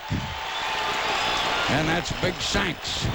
And we're going to go to Sanks. They hit him right on the line, and the hole shut right there. And that was Big John Henderson, I think, who kind of spun him around a little as he stepped into a small hole, which they closed. We didn't get much. And the biggest 3rd down of the game is about to come up right here, because we have got to do something. Tennessee, that is their 2nd time out. Tennessee stops the clock again, and the ball is put on the 38.5. Not quite there. And we got about 2 yards on the play. We are 3rd down, a short 5. We need 4 3/4 yards. And that's kind of cutting a fine thing there, but that's what we need. We are 20-17, and we got the ball, and Tennessee is taking their 2nd timeout and stopped the clock. You realize this is Tennessee that is stopping the clock, trying to preserve precious seconds because of the scoreboard and because of what the situation is, because somebody named Jermaine Phillips got up in the air and intercepted a pass as they were coming down to either win or to kick a field goal and tie. Georgia breaks out now from their sideline where they were gathered around the coaches. Tennessee, I think, has probably got 1 timeout left. The ball is across our 38, but not all the way to the 39. 3rd down. The Dogs need a 1st down. It's 3rd down. We need 4.5 or a little bit more. And now a tight end straightens up and goes in motion, and we hand it, and they stop us just dead cold at right tackle. Tried to run Sanks, no blocking or power on the right side, and Tennessee's left side of the line, Jackson, maybe primarily the first man that stopped him, battled a strong safety, and Tennessee stopped the clock with 92 seconds. We moved it 2 feet. Maybe not that. Couldn't even get it out to the 39. They just whipped our line right in there. It's 4th and 4 now. Well, they've done that all day long on the run, Larry. Only 62 yards rushing for Georgia today. And Tennessee, that's 21 better than they had given up in their other 3 games. Tennessee's rush defense is just superb, and Georgia's had a tough time trying to run the football between the tackles. It just has not happened. Georgia's done most of its damage, all of its damage, really, special teams and through the air. 20-17, 92 seconds. The ball has stayed the last few minutes right in about the same spot in the field. This will be the largest punt of the year so far. It may turn out to be the largest punt of the whole season. Tennessee's used all its timeouts, though, in that defensive possession. Jonathan Kilgore. Will they put a full rush on him? Well, you would think so, wouldn't you? Let's see how they do it. They only have 6 on the line. Got 2 men standing right behind it and 2 more men back a couple of steps. 4th down. About 5. We lost a foot or 2 on that play. And the kick. Good spiral. Rashad Baker back. He's on the 15. 1 man missed. The second and the third man got him up around the 22. Stopped the clock with 81 seconds. 46-yard punt. A 7-yard return. We got a couple guys coming up slow. A couple men tackling on that play. Got up. One is being partially helped up. That's Vieira again. And getting up slow was Tony Gilbert on that play. Do they see Gilbert? Gilbert took a pretty good lick. At this moment, I don't think he's normal. Here comes Tennessee up to the line. The defense not quite set. They're on their own 22. Minute and 21 seconds. They are out of timeouts. We're in a 3-3 setup. Quarterback Clausen back to pass. Looking. Down the middle, complete. He fumbled the ball after he dropped it. They rule it incomplete. We hit it out of his hands on a 36. Kelly Washington got up in the air, cracked by Jermaine Phillips, and it popped out of his hands. Incomplete pass, though. Let's stop the clock. The ball is back on the 22.5, second down. 20-17. Guess who's got the 20? Tennessee slots 2 to the right. 1 to the left, though they have another man slide a bit closer into the tackle on the left. Clausen back to pass, looking, and he's going to run. 23 threw a crossfield pass. He threw it ahead and shouldn't have done it. We rolled a block and got him down around the 37. Boss Bailey did. He threw it across field to Troy Fleming. I thought it was a forward lateral, but it's a first down. Yeah, it looked like he was across the line of scrimmage, but no flag.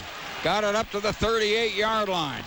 Clock stopped for 1:04 so the chains could move. Now they move it. Clausen back to pass again. Down the middle, we knock it down. Reaching Boss Bailey, broken hand and all on our 47. Hit it in front of Kelly Washington. Clock stopped with 57 seconds. Remember now, you guys, if you're thinking at all, they only got to get it into field goal position. Tennessee with no timeouts. And Clausen's arm, he must have a whole bunch of yardage now, is trying to save him at the end. Second down. Tennessee up to the line. They are on their own 38. We're playing only a 3-man rush. 5-man back about 6 yards. Clausen takes a snap, dumps a screen with blocking over on the left. And driving, breaking, Travis Stevens going. Travis Stevens is going down the sideline, and he's in the corner, and touchdown, and it's all over. They threw a screen, and Travis Stevens sprinted down the left side, and the Dogs couldn't catch him. And the Hearts fall down here with 44 seconds to go. And that kind of stuff will take a lot out of you sometime and just take your whole season with it. But that we'll have to find out. Travis Stevens, 50-some-odd yards. I don't remember now the yard line. And Tennessee leads 23-20. And the stadium just literally exploded. And the extra point is good. And it's 24-20 with no timeouts. Clausen with his arm beat us. Dumped a little screen short over on the left. And the blocking stayed true to the screen and got him a quick 10 or 12, and then he was off. Because he is one of the best backs in the league, of course, and his yardage figures show you that. Tennessee has saved themselves 24-20. But don't think this hasn't been something to see.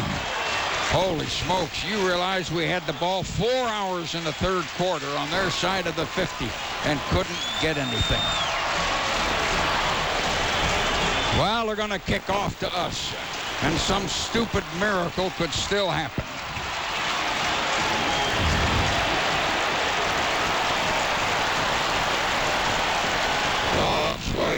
Tennessee, the crowd is cheering the replay. Now Tennessee comes out from the sideline. They have saved themselves with a real miracle play, but a beautifully executed screen to an outstanding running back who's got speed. Vieira, who chased him, got his hands on his shoulder pads right in the corner at the pylon, and the official hesitated before he called it. Dustin Colquitt will kick it off.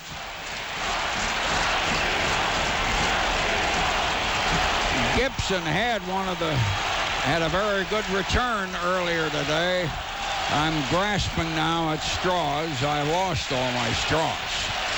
Colquitt will kick it off. He dribbles it. One of our upbacks jumps for a bouncing ball and then slides down on the 40. It was Randy McMichael. We've got the ball on our own 40 with 42 seconds. We're 4 points down. You can't throw a strike down the field or something and line up and kick a field goal. That's no good. They put it on our 41. Man, did this ball game suddenly turn around. Dogs only have one timeout to work with in 42 seconds. Tennessee defensive left end waved his arms at the fans and told them to come up and make noise. We're in a shotgun. David Greene standing up. Takes a snap. Dumps it across to Damian Gary, who made one man miss, made another miss, but the next two got him on the 47 and pulled us down. 34 seconds. Andre Lott, the cornerback, was the one that got him. Worked quickly up to the line. We got three receivers. Clock now moves 33 seconds. David Greene going to take it. He got a block. He rolls out to the right. Throws on a run. Incomplete. Too low down on the 30. Intended for Michael Johnson with 26 seconds. We are second down on the Tennessee 47. Look at us. We will not quit.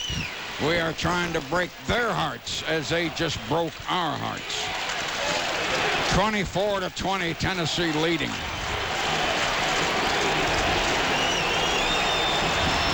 No huddle offense has us ready. Shotgun. David Greene looking down the middle. And McMichael hanging on to a ball one-handed and got it all the way to the 20. Stumbling. Burnett pulled him down. We are 20 seconds. Great one-handed grab. McMichael tugging and pulling. But we can't kick a field goal and tie. We're on their 20 and there's only 20 seconds. The sun's shining bright. We're in an eye with two wideouts. They're stacking their linebackers close. David Greene back to throw. Fires and we catch it on the 7. And the clock is 10 seconds. 6 seconds. May McMichael again. We have come flying down the field. We are on their 6-yard line. We are going to have one play to try and save ourselves. Remember, we left our heart down on the other end of the field. We have come all the way back to the 6-yard line, and we just took the last time out like gold bullion and had to spend it.